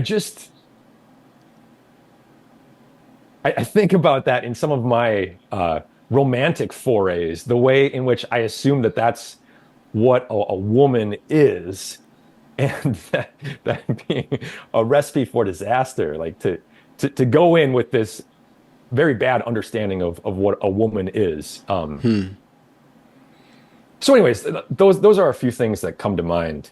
Yeah. Am I missing anything? Well, when we reassess the egalitarian project and we admit that maybe that's not the highest attainment of human society, maybe there are other more functional ways for human society to be organized, we then have to question, well, do we expect people to behave a certain way because of their sex? Do we then go the other route and maybe adopt the framing a little bit and force people to behave in a certain way, or erase the complexity by kind of going away from this misrepresentation, right? And it could be like when you talk about feudalism and you mix it, it's one thing to talk about the gender equality thing. It's another thing to talk about race, right? Ooh. And when you erase egalitarian from the racial discourse, you're in a world of potential really bad things going on, right? But at the same time, if you don't look at the data, you're like, well, the races aren't exactly on parity, but if we can figure out how to respect each other and fit together, broadly speaking, not on an individual level, but I don't think most people are able to. I think the problem with a lot of this stuff is that it doesn't scale. Like without wisdom, none of this stuff can be applied without destruction. So it's better to have a liberal egalitarian society for the lowest common denominator people to give each other the benefit of the doubt. It's better for society, the lubrication of society without segregation, without centralized, with light stereo, kind of slightly anti-stereotypical kind of push, because most people don't really understand how to look at a human being as a human being. They'll categorize somebody, and with the Progressive Project, they just went the other direction. Like, we're going to idolize the lowest common denominator, whether it is historical racially or with regard to disability or with regard to sex. We're just going to invert the pyramid because we don't know how to exist without a pyramid. We're going to deconstruct the pyramid and then reconstruct the pyramid. I'm just wondering, like, what are, maybe I can rephrase it this way, because this is a question I've been trying to move us to. What are the perils of online right discourse that you think are the wrong way to go, obsessions that people have that you abut up against, that you're like, maybe you're kind of right, but this is a waste of time, or this is toxic, maybe, which is a double-pronged word because it has been used by the left to control discourse, to control people. Boy, I mean, it comes to mind that as we're discussing this, uh, the JQ is is really invading the timeline again. Yes. Um, Nick Fuentes, why is he always accusing people of being Jews? Is he a Fed? Is he trying to push this because he is trying to, get people in trouble? There was just that commission. I don't even know what it is. The commission to deal with the problematic use of Christ the King. Christ is King. Yeah. That was just a couple of days ago. Yeah. Um,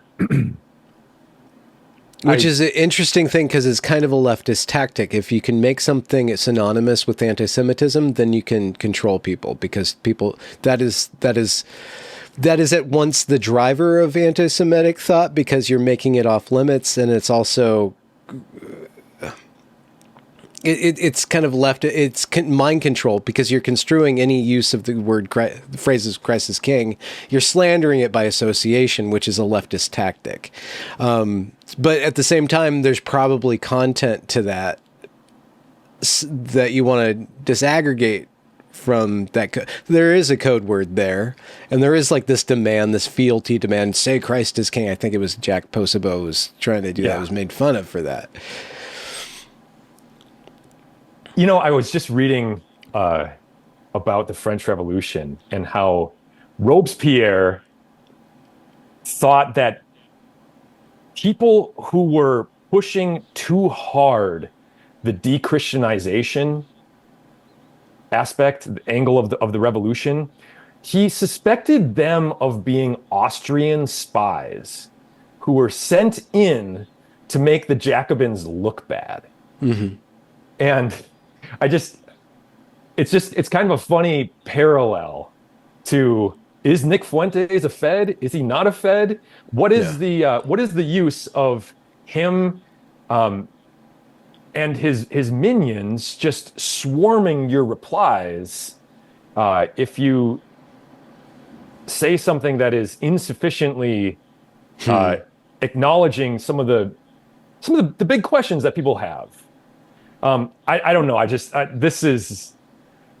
How do you I'm going deal to with be that, really then? curious to see how we work through this issue. I have no idea. Yeah, I think that it is. I think it's correct to wonder, like, is this kind of an op? Is this is playing really well to make the movement look bad? If you can detonate that particular bag of dye in the money bag, then you can discount the whole thing, right? But how does one properly navigate that? How do you not let that kind of stuff stick to you? Whether for or against, is it just like don't wrestle with pigs and you won't get dirty? Yeah. I don't know of a better guiding principle than that. Yeah. And then also,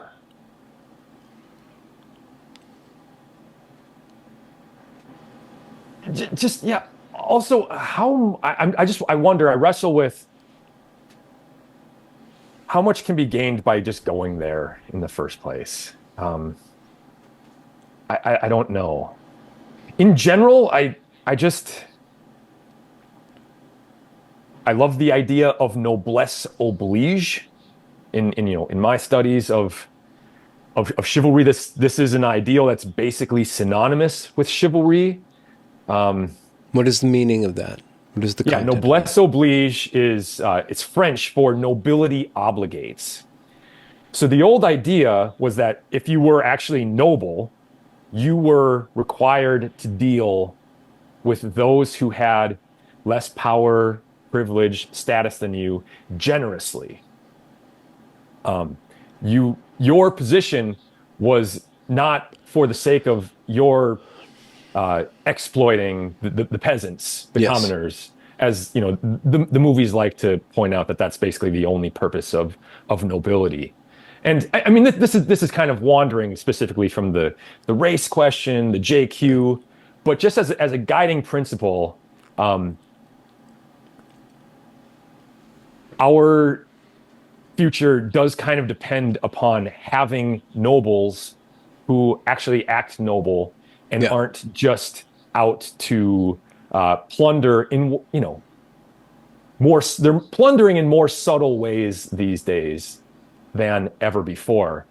Now, at the same time, like, we can't allow noblesse oblige and generosity to be weaponized, because that quickly turns into, you have to let all of these people from any corner of the world who are claiming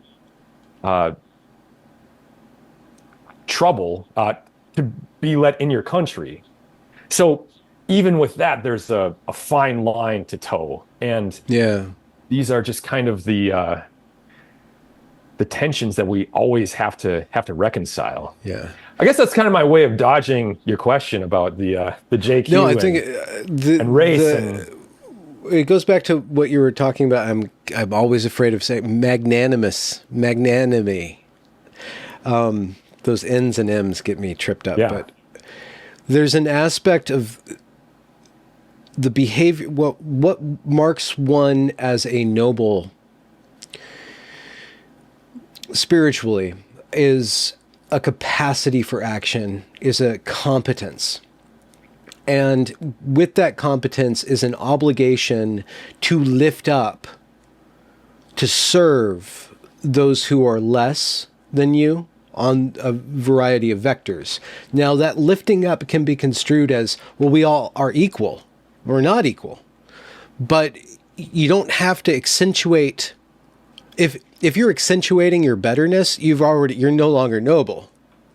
You're already centering yourself as the seat of worship. You're worshiping yourself, and you're causing whether by virtue signaling, I'm going to lift up these other the white man's burden kind of way, or by being condescending in some way.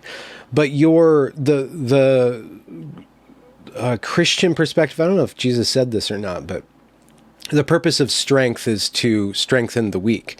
The purpose of the rich is to enrich the poor, right? And the way that the rich person enriches the poor isn't by ending world hunger, but by facilitating, by investing in the poor and showing them the way and facilitating their own enrichment, right?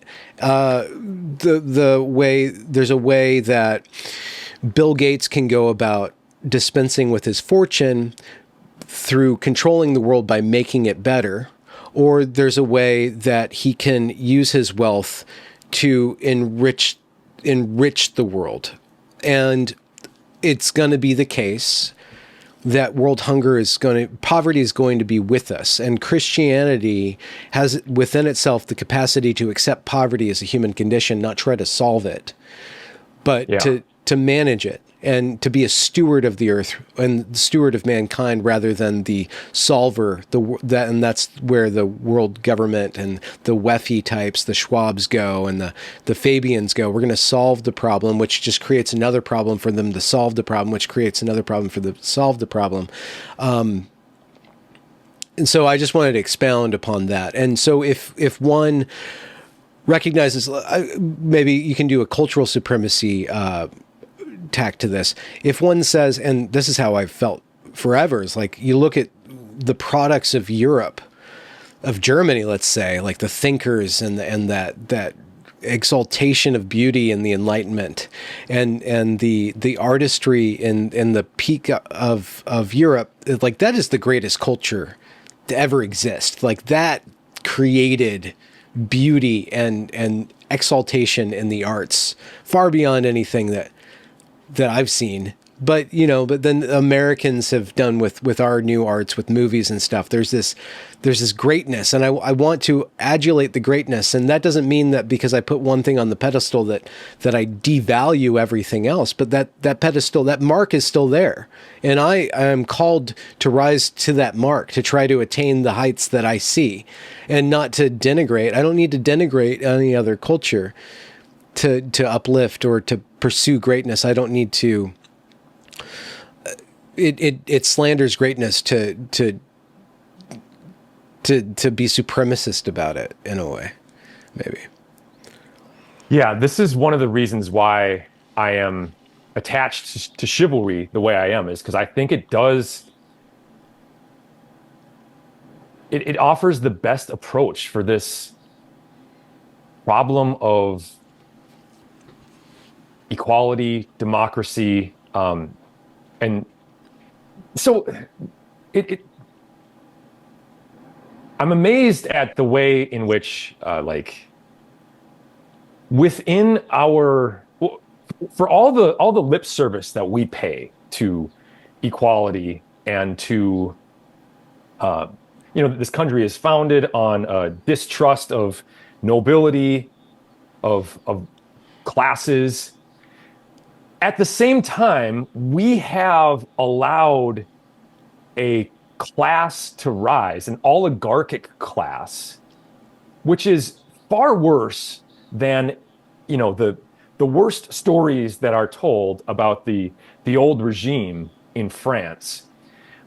There's something really fascinating about lip service of equality and democracy giving rise, and then through the back door there slips in this really nasty oligarchy.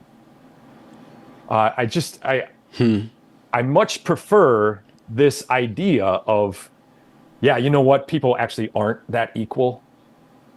Reality is very hierarchical. Let's just acknowledge that fact. Yeah. And let's try and train the nobles to be good. That's the essence of noblesse oblige. How do you deal with this problem of equality and inequality? Yeah. Not being delusional, not having this wishful thinking that you can just do away with inequality, but also just not setting yourself up for the worst excesses to be realized and proliferate. And we wildly seem to have chosen the worst possible option. So yeah, these are very much 5 questions. Well, one could probably make the case that we didn't necessarily choose the worst option, but the cycle of decay has led us to an inevitable worsening of the options, and this is just where we are, and it's just a part of a cycle. But that doesn't mean that fatalistically it just needs to decay, but it's an opportunity, right? Bad men make strong time, or bad times make strong men kind of moment. Right? Yeah. Can I run a theory past you? Oh. I'm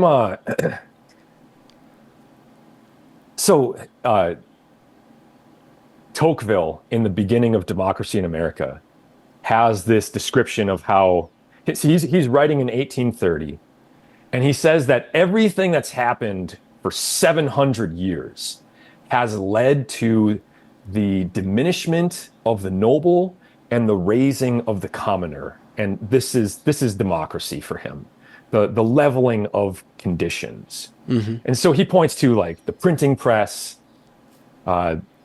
Protestantism, the firearm. The firearm removes the advantages that the mounted knight has. Yeah. In all of these ways. Merchant class too, yeah. Yeah, so in all of these ways, capitalism. you have the leveling going on. And that's all very true. And I think he's just a visionary for seeing that at the time. And he also... Well, he's a byproduct of the French Revolution too. His father was actually put on the literal chopping block. Did you hear that story about his hair turning white? No. His father was, as I understand it, his father was 21. And he was in the line for the guillotine. And for whatever reason, he was spared. But the trauma of the day was so powerful that at 21 years old, his hair went white. Wow.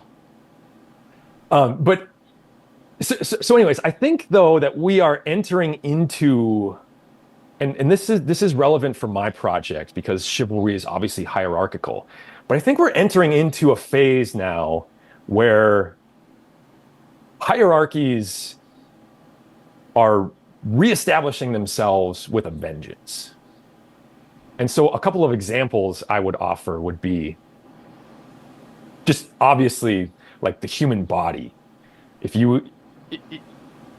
our food system has become so advanced that basically it's all poisonous now, and you have the majority of people overweight or obese, that means that those people who aren't are like a different breed almost. And this has not just physical implications, like I was saying earlier. This matters for the agency that you can exercise. So there's that aspect of it.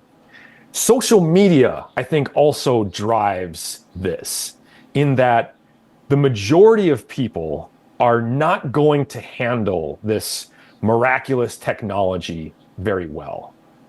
They are going to doom scroll. They are going to enter into pointless squabbles with people. They're going to, seek outrage porn, probably real porn itself too. There are, though, at the same time, people who know how to handle it and can find real wisdom there that would have been denied to them otherwise. I mean, my own case, like Twitter helped me to unlearn just decades of regime programming. So you're going to have a new inequality there based upon how people can handle this technology. It seems to me that mass literacy is just at a point where it's about over. The majority of people are going to be taking in information through audio visuals.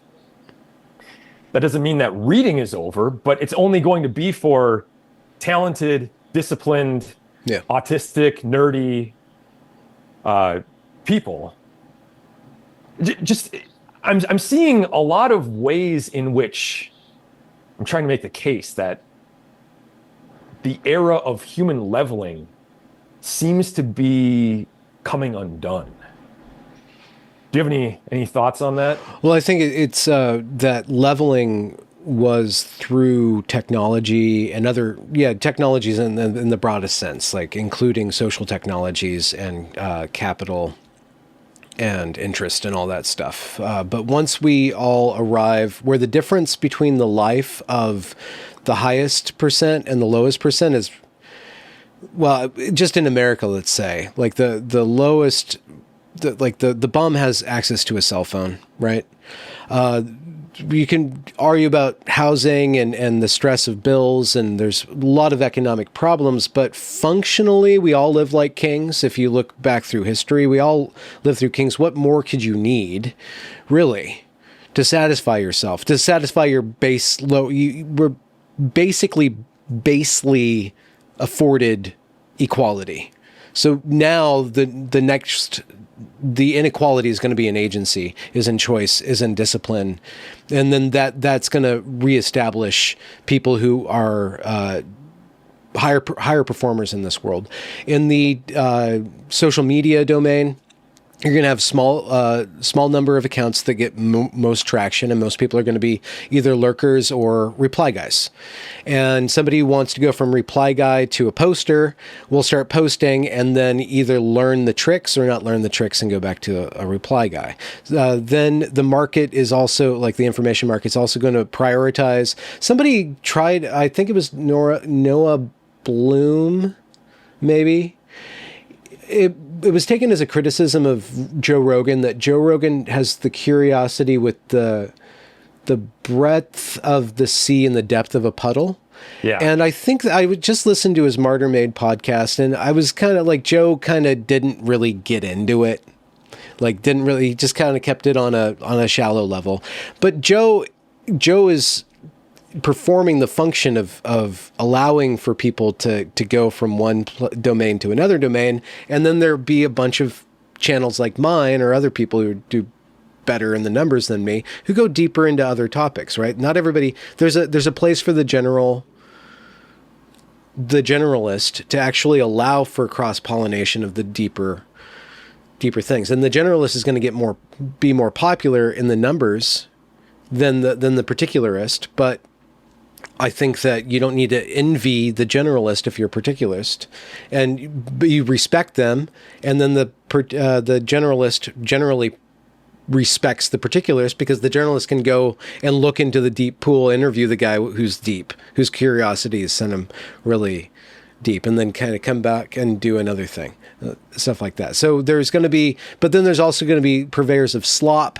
Like, people are going to get a lot of attention and get a lot of numbers off of peddling the lowest common denominator crap. And that's just, if you go against that, it's a tar baby. Like, if you focus on the slop even critically, you kind of start making slop yourself, right? In a way. So you kind of have to shit post and fed post a little bit, just to kind of spark a little controversy. Yeah. But you also have to restrain that and post with sincerity. And I like your balance. I like your account's balance. You traipse around with a little bit of this, you get spicy here and there and stuff, but you have a core message that you are respecting yourself to maintain and to deepen and to strengthen and to communicate, to hone, right? So, well, thanks for that. I also appreciate the way you mix in serious, thoughtful posts with some shit posting. There's a and balance. Actually, I did just see, before we got on this call, that post you about made Rogan. about Rogan. Yeah, and that seems true. He's providing a service, And he's rewarded he's handsomely for that. Yeah. Yeah.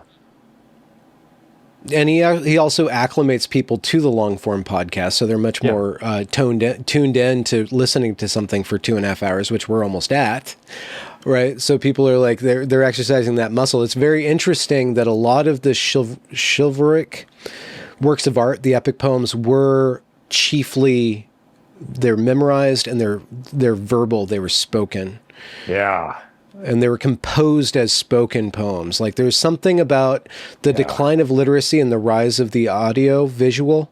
It's working with another form of connection and communication that is just as rich and broad and deep as the novel is. But it operates kind of in a different domain, and there's different forms to it. It uses more repetition, leans more into the poetry, and as we develop that skill as speakers, like the more podcasts you do, I don't know if you've done many actually, the more you speak, even in the essence, and why when we're done with here, I'm with our show here, I'm gonna tease you a little bit and say maybe you should put yourself on the path of the face fag, which is called somebody who attaches your face to your product, because even just using your voice and speaking into the microphone, it's still a distance from a face-to-face communication, but the audience actually derives a ton of information in the reality of the virtue that you are attempting to embody through the voice, which is one step away from the written word. It's performative. Your face is giving a lot of information. The way that you stand in your room is giving a lot of information. That's all a part of the package. But just you allowing your voice to be heard is bringing forth an embodiment of your logos.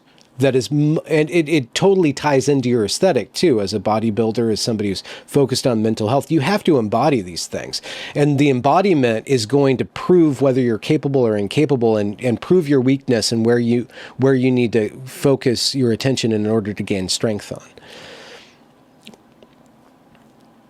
As you were mentioning that, I've been thinking a lot about my father's example. My father died 8.5 years ago.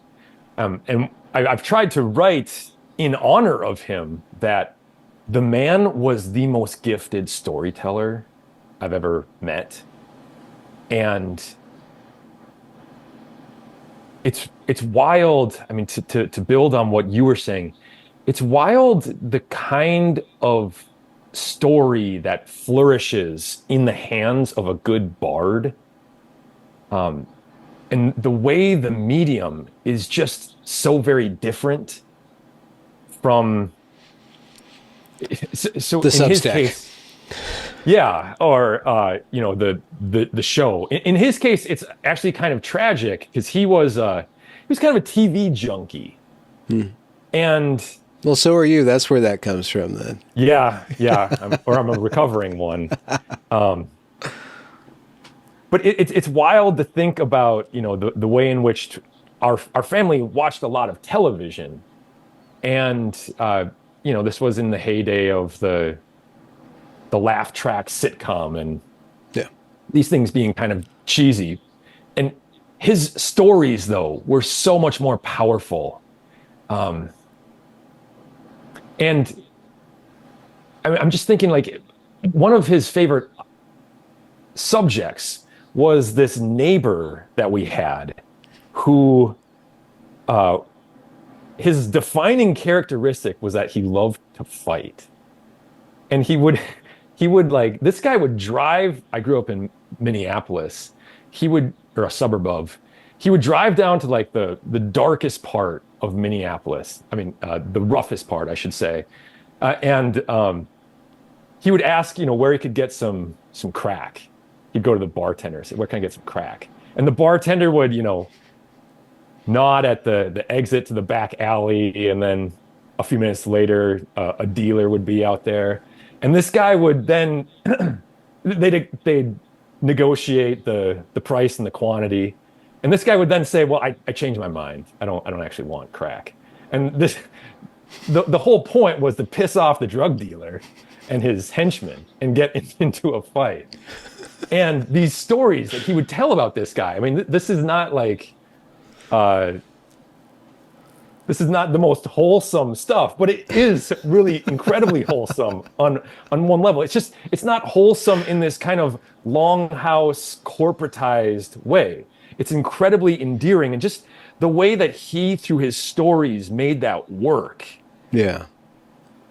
I'm just kind of in awe of it, and it makes me think about the cultural renaissance that we're hoping for. I think it's going to have to involve somehow reviving like a bardic tradition, reviving storytelling, and maybe this will just naturally happen as the power grid goes down and you get people gathering around a campfire, and a guy has to learn these skills because there's just no choice. But anyways, what you said made me think of that, and I. Well, honor to your father. Yeah. Yeah. I didn't negotiate whether I can use your first name or not, so I'm not going to. But Call me George. Okay, George is fine. After the Dragon Slayer, is that the George? Yeah. Patron saint. Yeah. George, I didn't know what I was going to get into, and I thoroughly enjoyed our conversation. I wanted Likewise. to repeat, continue, but we're kind of at the time the podcast gets to the place where we say, where you need to plug your work, where people can find you, what they're going to find. But you did mention that you have the ambition to create a school, and we didn't get into that. You want to talk about that a bit? So after college, went into the Air Force and had a lot of fun in the Air Force, although the Air Force is ridiculous in its own ways. But I just got to thinking that, the big gaping hole in my life was the fact that I went to a pretty mediocre public school and was a totally bored student, did whatever homework the class before it was due. Yeah. What if I had actually been engaged throughout these like crucial formative years and not been horribly bored? Yeah. So I just got this kind of romantic vision of me going and becoming a teacher, like several movies where somebody goes and, they inspire the youth through these great speeches and whatnot. And I got to thinking that was the path. And So I ended up in this classical charter school where they're reading all, the based books, and it's as good as it's going to get academically. But nevertheless, there was something that was just deeply wrong with, and I walked away thinking that the problem of education in our country is not solved by just having them read the right books. The problem is this factory setup where these kids are expected to sit for 8 hours a day under fluorescent lights. And anyways, long story short, this got me thinking that like educational renewal, the education that I needed actually would be in kind of an unorthodox boys boarding school type, where it's heavily gym class oriented. Yeah.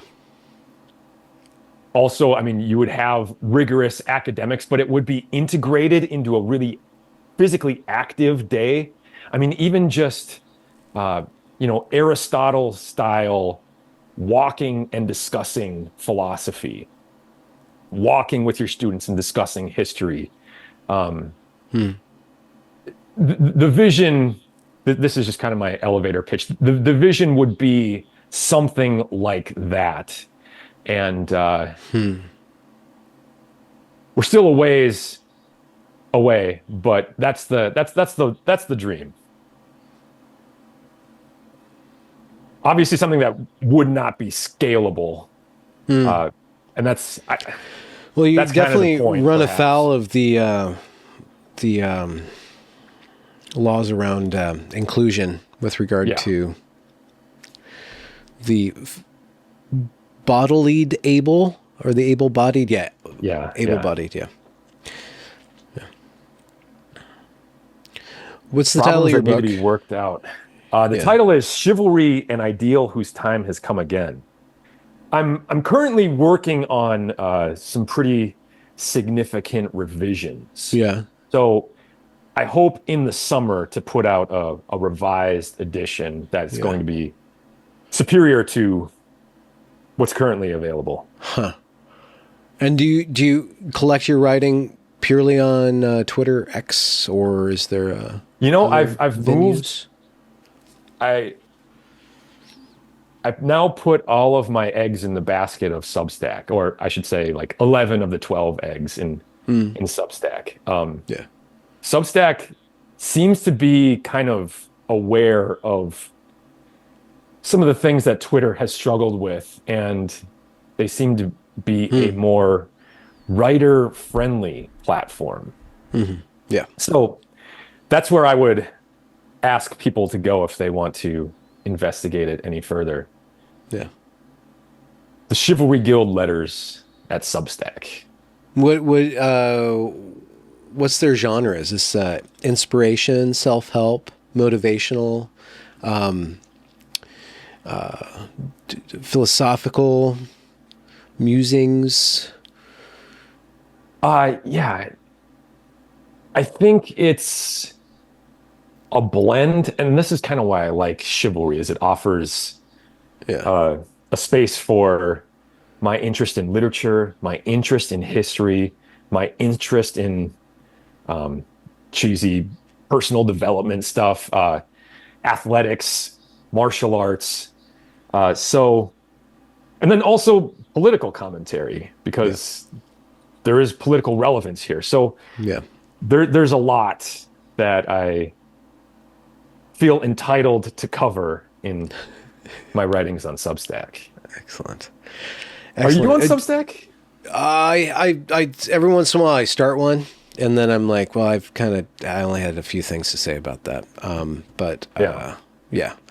know the guys who, well, I've interacted with the company. They're really on top of it. Their hearts and their heads are definitely in the right place, and they do a lot of work to make the platform as not, I guess relevant is the wrong word, but usable, functional, and powerful as possible. They really take their project is seriously in there.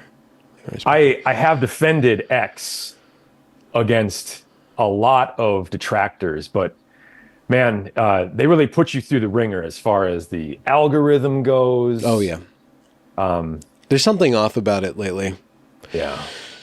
It's not as, but it also, every once in a while, I try not to project my discontent onto the platform, but maybe I'm just in a creative dearth, maybe it just things bother me when I don't feel like I have much to say. And so like, I'm just like ingesting, I'm kind of doom scrolling or slop scrolling instead of like, oh, that's an interesting idea. I'm going to say something clever about that, or I'm going to make connections or stuff. But it seems like it's messy, disorganized, and there's too many big accounts that I don't really care about talking about the same old stupid current thing over and over and over again. I want to be very clear that I am incredibly grateful to Elon Musk for buying that thing very at useful. Significant risk to himself and his own ventures. The election of Donald Trump in 24 is probably unthinkable if X is or Twitter is still in the hands of whoever it had been in the hands of. So I just want to state that amidst my complaints about algorithm blues, I owe so much to Elon Musk for the chance that America has been given. Yeah. By the way, a great act of noblesse oblige. What? Oh yeah. You talk Saving about a man free speech. buying free speech for his country. That's incredible. Whatever his other failures, that's a heroic deed. Yeah. Wow. George, you're a great guy. I'll link to your work in the description. I guess one last final question is, what's your favorite prayer, if you have one? If you go about that, or do you have what's your spiritual practice that you implement regularly? That's the highlight of your development. I find that obviously being interested in ideas and books and in writing, one does too much sitting. So I find it necessary to do a lot of stretching and a lot of mobility work. And I've found it very fruitful to play a recording of the rosary while doing this stretching. I try and do that every morning. It's obviously not the best way to say a rosary. If I was a more serious Christian, I would, kneel and for 20 minutes and be able to say it. But this is what works for me. So that would be my answer. Wow. Or saying the rosary on a walk is also a very good way of going about it. Do you have a workout book or series of posts in the works? Yeah. I have a friend who's a genius for programming, and we're, kind of running through a test program, and I would definitely like to publish more about that moving forward. Absolutely. Cool. Well, George, I'm going to wrap up the recording. It was an absolute pleasure to hang out with you for this time. Hope Likewise. Thoroughly enjoyed it. Excellent.